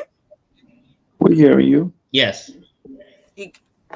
Yeah. So I said social equity and inclusion is one of the characteristics or say principles of sustainable development. So is it possible that we can have a society irrespective of who's in power? Is it possible that we can have a society where we can have a distribution of wealth? We can have a society where we can have inclusion, yes, social equity, because even right now, with what is going on with employment and stuff like that, some others feel excluded. But is it possible? Because sometimes when I see things going on, I get a little bit confused. Yeah, so Yeah, I'm ready. You know, Let me quickly. social equity and inclusion. Is it possible that Yes, we can have yes, this kind of society? yes. Even though you are mixing two things up right here, but I will separate them for you, and then I will deal with the answers on both fronts. First of Okay. all, you talk about social equity. Yeah. Yes, under sustainable development is very possible. When you then added the points of appointments and the rest, those are political moves, which I don't think we should be discussing because then it's not equity. We're not going to define equity on tribal, situation, religious, or counties from which you originate from in terms of appointments. But under social equity, yes, Mm-hmm. it's possible that we can obtain social equity because companies that move into various areas or communities are supposed to have what you call corporate social agreement with the government and the community as to how they would develop the community as their company grows and makes revenue for the community. Fortunately for me, I've been involved with a lot of negotiations with the big concession companies in Liberia and even supervised the payment of corporate social funds from this company into what millions of dollars into government coffers. And you expect Okay. that its consolidated accounts will take the money and distribute the money to the counties. Unfortunately, the counties don't get the money because the central government sits on the money and leave the people in abject poverty to attack the companies. Whereas the companies have done the right thing, pay the money to consolidated account, knowing that each county should collect 1 or 2 million each. The government sits on the money. I can give you several examples of payments that were done by huge companies in millions of dollars, but they never reached the counties, so they never reached the communities these companies are situated in. So what's happening is that the companies are there, but they cannot do much because the community is angry and they're putting all fools against the company, and the company is dying. The second part about it is that even when the people are taught how to do agriculture so they can be able to sell products to the company staff, communities are not prepared to get involved, even when they are taught and given the seeds to do these things. Those are the kind of issues that have caused an imbalance in development. Let's look at, apart from the corporate social benefits the company should get every year, the communities should get from the company every year. There are other ways you can build capacity by inclusion in terms of employing community dwellers in the company so that they can be able to earn livings for themselves and feed their families and become better people for tomorrow. It's an opportunity for you to learn carpentry, masonry, like I spoke about, so you can be a part of the investment the company brings to the community so they don't have to bring in people from outside to do these jobs. But when we all sit down and fold our hands, there's a problem. So you see, there's developmental equity as well You there said is diplomacy. There is developmental social equity agenda, where the company trains you in the community and you get involved in the company's day to day, and they're helping to run the company, perform the works that you need to be doing as a plumber, or a carpenter, or a mason. So the community begins to get educated through practical means. But beyond that, if Okay. the government pulls itself back and refuses to commit itself to helping the communities grow, the least that will happen is that the community will have agitated minds, agitate against the company because they're not doing what it should do, and run them out. Whereas in reality, it's the government who actually has held back the funds for development that would have gone directly to the community. So yes, it can be just if if the government thinks about itself of its people and not itself. Because let me give you an instance. Robert, I need to take this picture for example. Why should the government spend $500,000 to commit itself to public relations, have good image with the media, sell itself per perception? When $500,000 can actually can dig 500 boreholes. Do you need to PR yourself when every community have pipe and water? No. So if you have $1 million and you do 500 boreholes in the communities where that concession company is, it means that everybody will be happy drinking water, clean water. Now you have a balance of $500,000. You build a starch or flour factory. You build another cassava processing factory. You build a palm processing factory. And the community women and men are working there and producing oil and producing flour, and they can sell it to the big stores and they can do dividend every 90 days. Should that community be bored? Should that community be hungry? Should that community be tired? Should that community get angry to agitate? No, because they are not idle, they are active. And that's to say the benefits from the company that goes to the government is directly impacting the people. There are laws on the book in Liberia that tells you how corporate social development fundings should be going down to the people. There are laws in the book that tells you how companies should work with community. But if the will of the government is not to focus on the people's growth, then trust me, there'll be a stagnation in sustainable development in the direction of social justice and corporate social development. Yeah. So that's why I asked whether is it possible to achieve social equity. Yes, And I said yes. I said yes. Gender equality is under social equity. Education is all about the willingness, the political will of the government to implement the laws on the book relating to the communities and concessionaires, relating to the communities and empowering them with the monies that are meant for them. In all the concession contracts that are signed between the government, the community, and the companies that arrive. Because when a community is degrading itself, when a community citizens are moving out of the community, there must be a reason.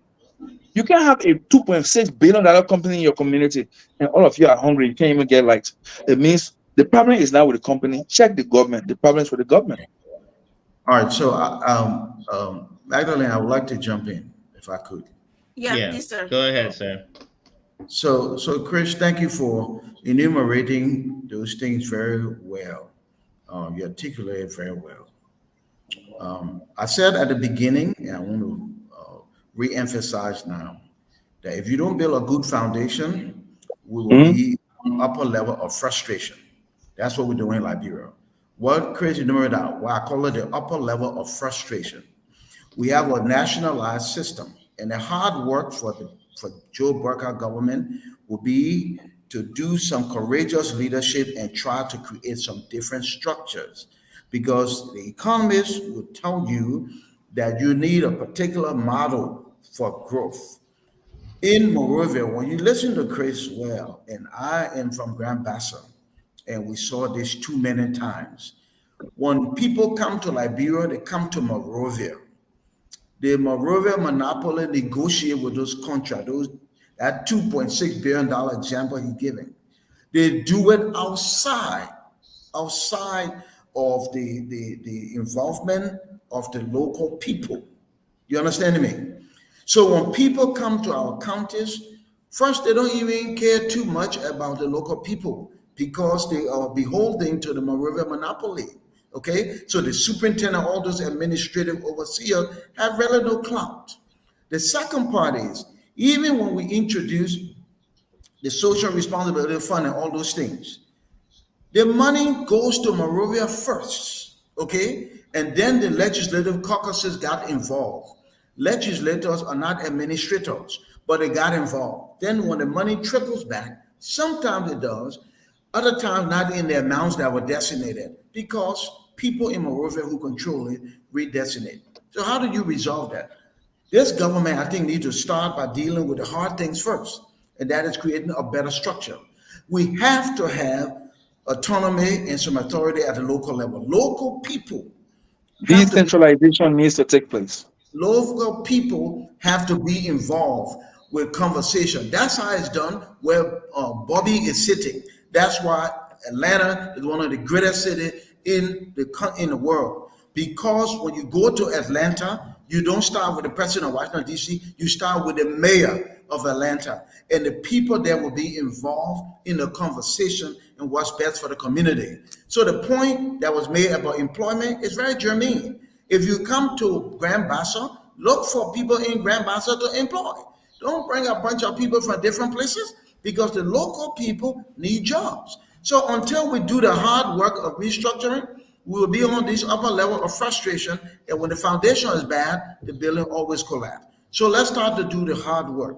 And hard work, to me, from an economic standpoint, is start to restructure so that counties can have some control over these things. If you want to keep the monopoly, fine, but it must be required that when people go to County X, then County X stakeholders must be at the table. The negotiation cannot be made in Monrovia, then you come tell us in the county what you're going to do and what we're going to get. That is not healthy for economic growth and development. And we see it in Liberia because at our age of 176 years old, look, and you will see where we are. Go next door to Sierra Leone. Go next door to Ivory Coast. Go next door to Guinea. People are moving ahead because they are tweaking the model, and we are stuck with the same thing, thinking that we just need to change the name of people. If you put different people there, will be different. That's a lie from hell, because different name but the same game, the same rule will bring the same products and the same outcome. Okay. Wow. Bobby, you want to come You in? have Reverend Dr. Broble, you deal, you engage. I know you got a lot of engagements with the community. You talk about training up to 800, people within some communities within here in Liberia. So and local communities, play a vital role with regards to sustainable development. Over the past time you've been working along with communities, do you see improvement? Do you see that people are thinking, their mindset are changing? Because you've been training a lot of people. You talk about you carry on some trainings around the country, but do you see changes around as you go about, or you get frustrated on a daily basis? So good question, Magdalene. Thank you. So we do see some progress. We do see some shifts on smaller scale, but we see it. And one of the things as a nation, as Liberians, that we need to kind of make a part of our forward march is we got to be patient with some things, but very impatient with others. So the real place we need to be patient with the small positive shift we see. So for example, we were in West Point, right? 420 participants. And at the end of 2 days of training, we got feedback. Here's some of the feedback. They said, what you told us, it helped us because we did a course on sanitation and a productive community, right? So they said this was very helpful. But our place is so congested. When you carry the trash here, the other person move it. Mine on the front door, that the other person back door. So what do? We end up taking the trash to the river and dumping it in the sea. And we're told we're not supposed to do that, but we ain't got no option. Okay, so we're seeing some shift. People are getting the right information, and so they're starting to shift their behavior. But that's what I meant by this foundation thing. Now, local government, come alongside and say, you know what, we're gonna put 5 garbage bins here in West Point. Y'all can put your trash 1, 2, 3, 4, 5 places, and we'll come collect the trash. So we're starting to see shifts, Magdalene. They're not in the measure or proportion that we would like it to be, but that's the hard work we need to do. We need to be impatient. We need to be patient with that part. But then we need to be very impatient with all of the vices of the past, all of the unproductive things that suck up our tax dollars. We need to be very impatient. And this new government, we need to make it clear you can't come and repeat those same things. So I have a question for Mr. Chris, but he's in and out. Chief, where are you? Please come back on. Yeah, I think he's you move our guest. He may be having some coverage issues. Yeah, yes. Okay, so we are talking about continuous development, and most often we will say yes, 80% of our livelihood depends on the government. Yes, we understand that, but I want to know the two sectors, the private and the public and the private sector. Which one of these sectors should prioritize sustainable development? Sustainable development in terms of the private and public sectors? Well, I think sustainable development has to be practiced. If I would just jump in for a little bit, sustainable development has to be something that is embraced by both the private and public sectors. There are different organizations, worldwide organizations that help to push sustainable. There's even sustainable development goals.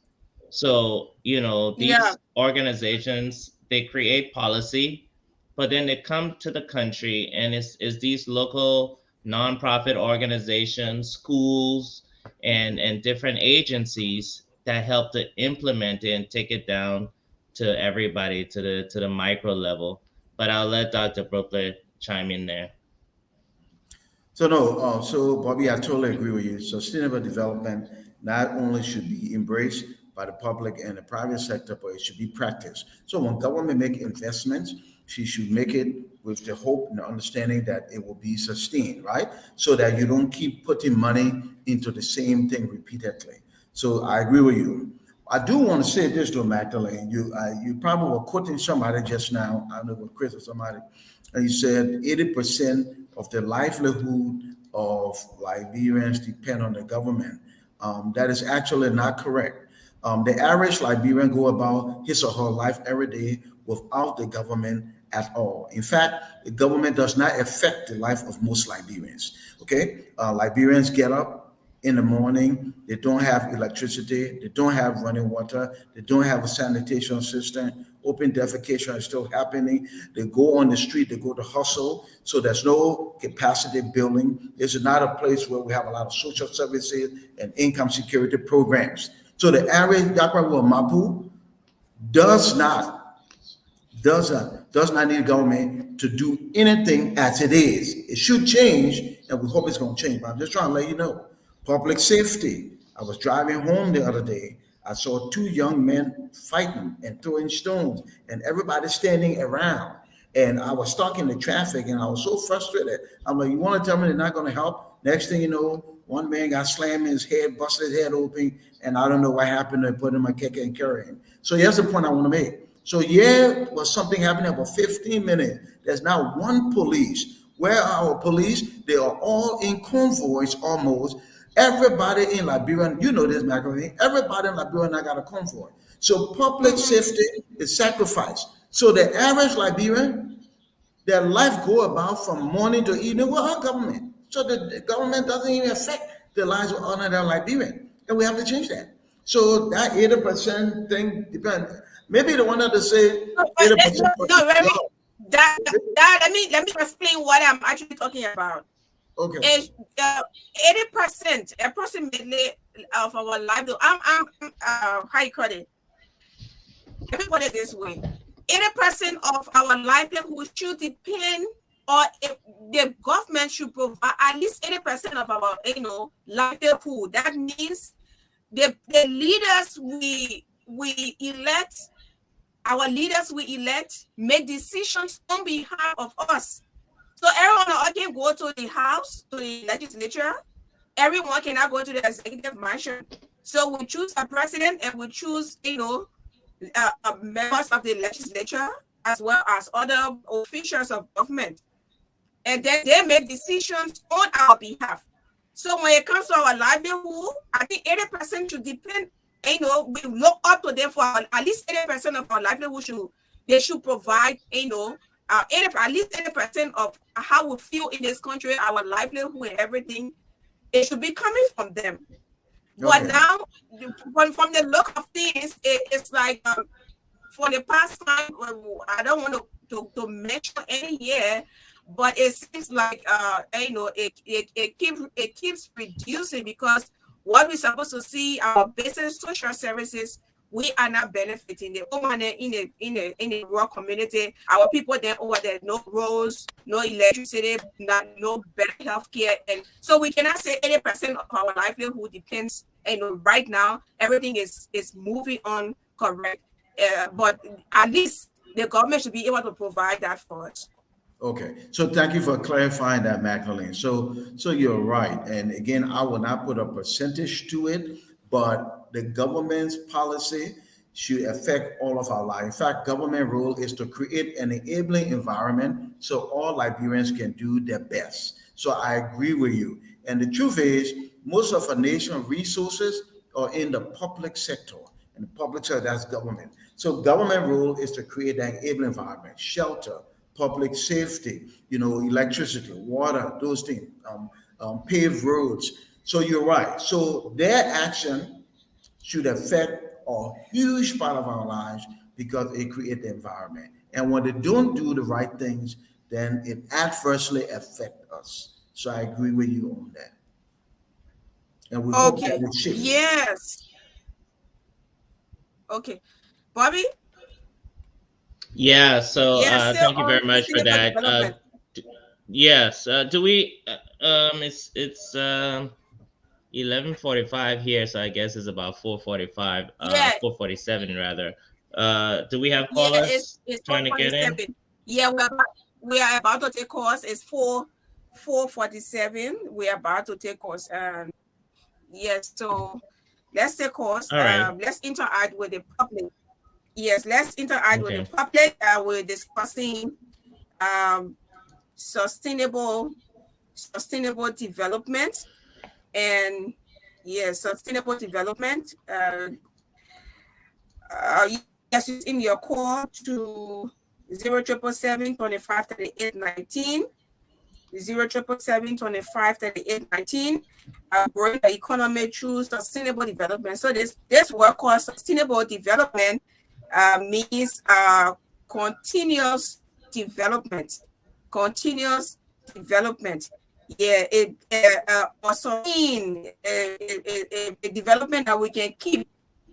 Yeah. Hello. Sis Magdalene. Yes, sir. Thank you so much for this discussion. I think what I want to suggest is that we need in Liberia for this particular government a consultant from one of your panelists who will come to actually guide this government, because the intention of this government is to bring Liberia to Liberians, not only in Monrovia, but to the indigenous part of Liberia. And part of what I listened to your partner, your participant, talking about how the Liberian government has sat over interior money and refused to send it back to improve these communities. We need somebody that will be able to guide this government and create an institution that will make sure that these concessions, whenever they produce this money or provide this money, it will not be only for the Liberia or the Moravians. The money will be carried back into the concession here, and they will develop the community in accordance to what he was just saying. All right. Thank you. Hello. Hello. Yes, sir.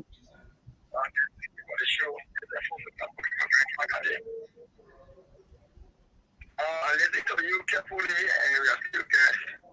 You know, everybody cannot work in government, and as you remember, our representative, we get it in your name, we don't say that the government is in your pocket. So the only way we can get those things done outside the private sector be private sector, because I see that the private sector will see more people than everybody working in the government. Okay. Because that's why we say, you know, they get our problem is our government. We should not blame those people coming and we say, oh, the ESPA or this one is it. Our people is the problem. People that we elect that don't sit on the oversight responsibility. That's why you see people talk about declaration. They are saying you are listening to preachers and that's what they have to do. Because if you declare your assets and they call it black, tomorrow we know what happened. So those communities are supposed to do well for Liberian people that nobody will take, you don't have the opportunity and go to the full fee and then you say, yeah, the government will back it. No, there's a rule. The policies are then done. But all the policies will be beat by them. Before okay. The minister of labor, then the physical labor minister will get a position. Okay, you're not getting the route, so it fits. So our problem is the government. I was listening to full price of my video, yeah. Everybody cannot go to government with no paper. We cried yesterday that Liberian people are not qualified to give them the job. So that for the qualified people, they get private sector, that you can work. Okay. Okay. All right. Okay. Okay. Okay. Yes. Please in your call to 0777 25 38 19. Let me take another caller. Hello. Hello, Magdalene. Yes, sir. Yeah, thank you for the talking discussion. Everybody will talk. I'm staying there. Yeah, I'm listening to the conversation. You see, the issue is especially in the money sector. Your panelists need to help all to do recommendation and the government to visit them on this side.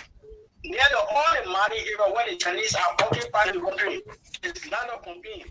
Now, as I'm speaking, there's a protest engine or Western culture are coming. We China, the same way. You go Arsenal Meta the same way, although there's no China outside there. But the Chinese are not going further, they are not improving the life of our people. There's a lot of complaint all over. And now what we do is that only the government to help us determine area, nothing of the current.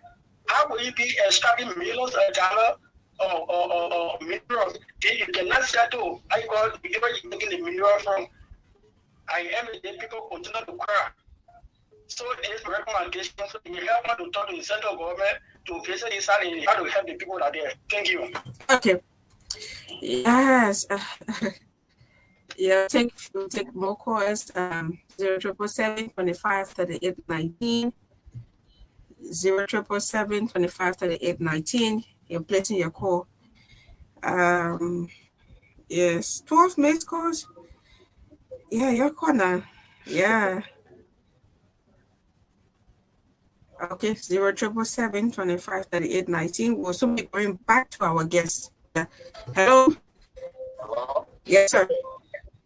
Yeah, my name is Daniel. You're staying at court on the air. Yes, sir.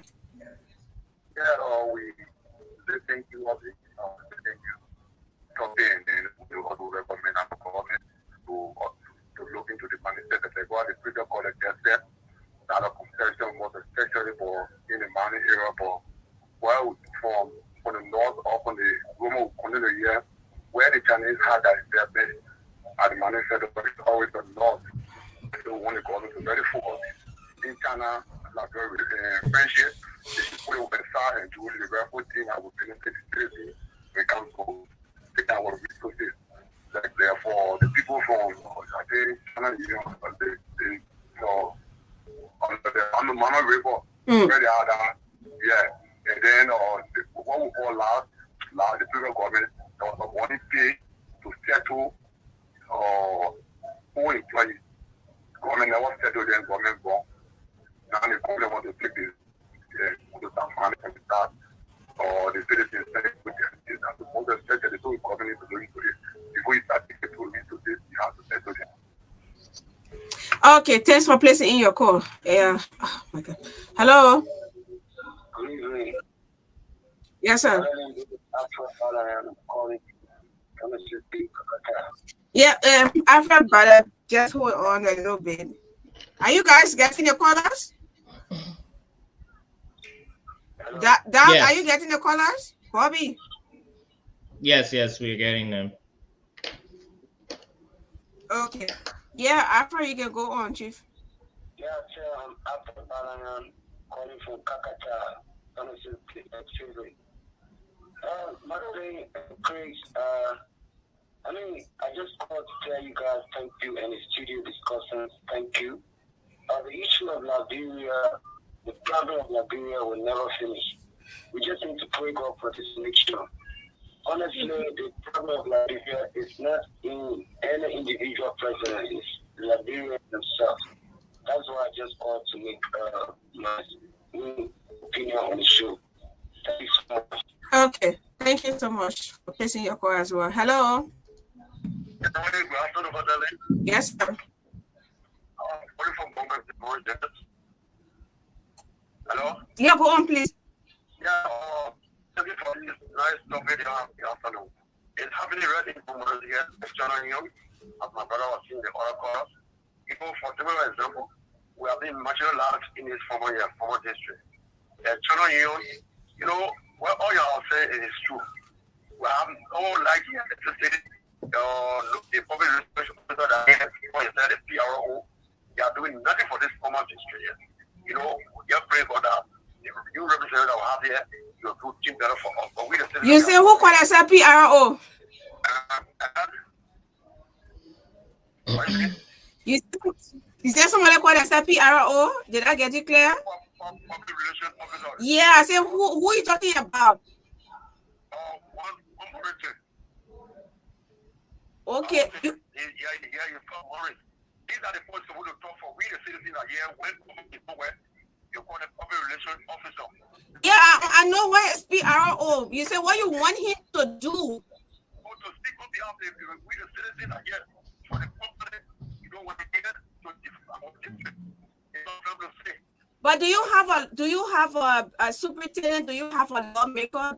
Do you because the public relations officer is actually hired for that company, for that institution, to build the image of that institution. Yes, of course. So if you got your local, you got your local leaders, you got the district representative. You say where again? What are you talking about? Yeah, for now, it's not representative for here. Yeah, nothing for something. And now why you fed them all? You still behind the people?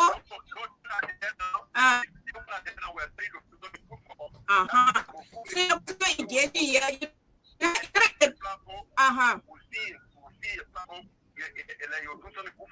Oh, you're not managing the tradition like you. All right, let me take another quarter. You can, I mean, the mayor is there to I don't know how it's working there, but continue to engage the local leaders and you'll continue to do what is right.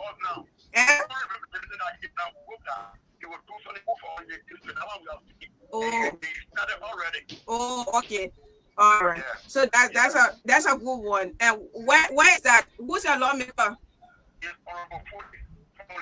Okay. And what's the district? Which county?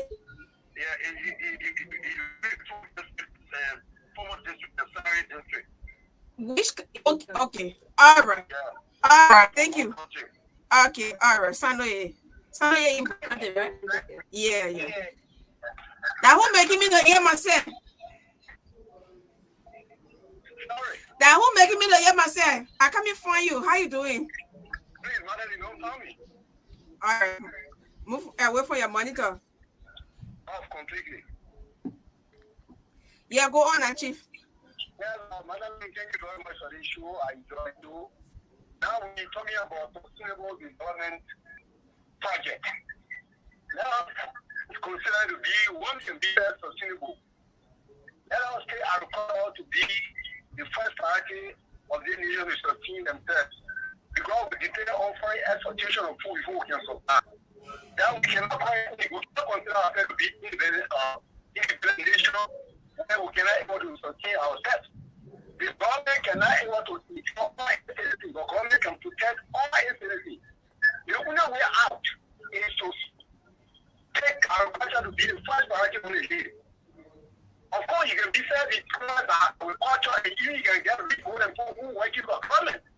So without working on government employees, everybody government, it's possible government cannot do that. So they show, I really love this show and we'll continue to bring it so that we can synthesize the Liberian. We can be successful. All right. You really love that show. You're offering for that show. Bye-bye. Thank you. All right, Chief. Therefore, please see me your call. You say you really love this show. Hello. Yeah, good evening, good afternoon to my big sister, Magdalene. Yes, sir. Okay, this is Prince Tama. I do join you from district number 5, Magdalene County. Okay. First of all, let me commend you for your show and then your panelists and that of your co-hosts for this beautiful program that you guys are hosting on True Heaven. Yeah, go on. Okay, let me comment for the first slide that you have on the show that talk about the president said doing a campaign he promised the Liberian people a lot of things. When somebody wants to say no, please go to the business show, please. All right. Take care of back. Hello. Yeah, focus on the business show that Chief. Wait back. Feel the other one. Anything you get, just text it to me and then I'll forward it to the guests. Yeah? Okay. All right. Okay, first of all, I will say thank you to our business show. You know, it is good for we the Liberian to be part in our business. Because we see now a lot of days in Liberia, there are a lot of businesses run by foreigners. And then Liberian are not in business. So I'm encouraging our brothers, our panelists who are trying to bring this sustainable development program also that more Liberians can be part of it. Thank you. Okay. All right, Chief, you be the last caller. Yeah. So, oh, the phone said, can you imagine? Okay. Yes. We gotta go now. We have to go. We have to go. Yeah. All right. Mr. Yeah. Dad. Okay, so I guess we can. Yeah, when I said dad, I mean I'm talking about dad, a Reverend dad, because when I say Mr. Brobler, we got two Mr. Brobler. I don't know why Mr. Chris gone. Yeah, so you listen to the callers. Yeah, we got a few more minutes to go. It's already after 5. Well, I mean, it's a Magdalene's a very passionate topic. Everybody is talking about sustainable development. The whole world is talking about sustainable development. Yeah. I think we as Liberians need to, like Dr. Brooklet said earlier, we don't just need to talk about it, but we need to start to act. Okay, we need to get involved. We need to find out how we can get involved with the organizations that are managing sustainable development, because development does need to be sustained. Otherwise, there is no development. One of the biggest things with Liberia, and Chris mentioned it, is the environment. Yeah, everybody wants to use plastic bags, but to what cost? You can't have your streets completely littered with plastic bags. Now the oceans are all littered with plastic bottles. It's becoming a problem. There are whole islands of plastic in the ocean. Look at our waterways. They're so dirty. Sustainable development, if we don't practice sustainable development, would destroy Liberia. So I'll let it go for there, because I know we're pressed for time, and I'll turn it over to Dr. Brooklyn. Thank you, Theo. Yes, so thank you. And thank you, Magdalene, and your co-host there, who's been very quiet, but I know she's taking it all in. So I think, like Bobby correctly said, the topic is not only interesting, the topic is relevant for all of us, but particularly for us in Liberia. So I think you have a topic that you can stay on for a while, because there's so many facets to sustainable development, what creates the foundation and how to build on it. So I look forward to us continuing the conversation. I do have some things I want to talk to you about, Magdalene, but that's offline. So I'll text Okay, you. sir. Okay, sir. I send you my Bobby, please share my number with that. Okay, I'll definitely do that. Okay, thank you so much. Thanks so much for coming on. We do appreciate. Thanks for your services. Always coming on to give your expertise on a topic on a discussion. We do appreciate a lot, because sharing knowledge is something very essential, and we respect you so much for your time you take out to be with us on the business show. And I want to say thank you so much for coming on. Thank you. We see you. Since I have your number now, let me say, please come on there we go. Please come on there we go. And I have to be sending. All right, thank you. Beatrice, and by the way, Beatrice not talking over there is not sustainable. So it's not a sustainable conversation, man. You gotta it's not sustainable at all. I don't know why Mr. Chris gone, but he gotta pay some fine. He just left like that without power. All right, guys. So thank you. I'm gonna take my leave. Thank you very much. Okay, Doc. Thank you so much. Okay, Bobby. Thank you, Dr. Yeah, okay. Thank you so much. And I hope you can bring Madam Mayor on in as soon as possible time. Okay, yeah, I'll definitely try to reach out to her. Please take her from her corner. I don't know which corner she's in right now, but we need her on the business show. All right, thank you, Bobby. Okay, will do. Thank you. Okay, sir. All right, so on that note, this is how we want to say, we want to draw the curtains on the Friday edition of Set Up Your Nation. How was it? Oh, so much wonderful and educative. Yes, I learned a lot. So now you got, she speaks. You're going to have a business show and becoming your guest. I'll be the expert. That will be so amazing. Yeah. So thank you so much again for the opportunity, the for me to be here today on this platform, sharing the microphone with you. It was wonderful. It was absolutely wonderful also sitting with you. And you are a smart young woman. And yes, we are here and always here. We can sit with you all. And I mean, yeah, so thank you so much. Good night. Those of you who could not place in your calls, we sincerely apologize. Yeah, just to tell you, Monday I will be in Birmingham to speak to you to the school, the Sifra Institute in Jakarta. Yeah, sorry. So I'll be there on Monday. Yeah, so we're going to have a wonderful time there with the students. And then on Friday, I also will be somewhere in Peaceville. But yes, thank you so much. Traffic Plus, we want to say good night from our end.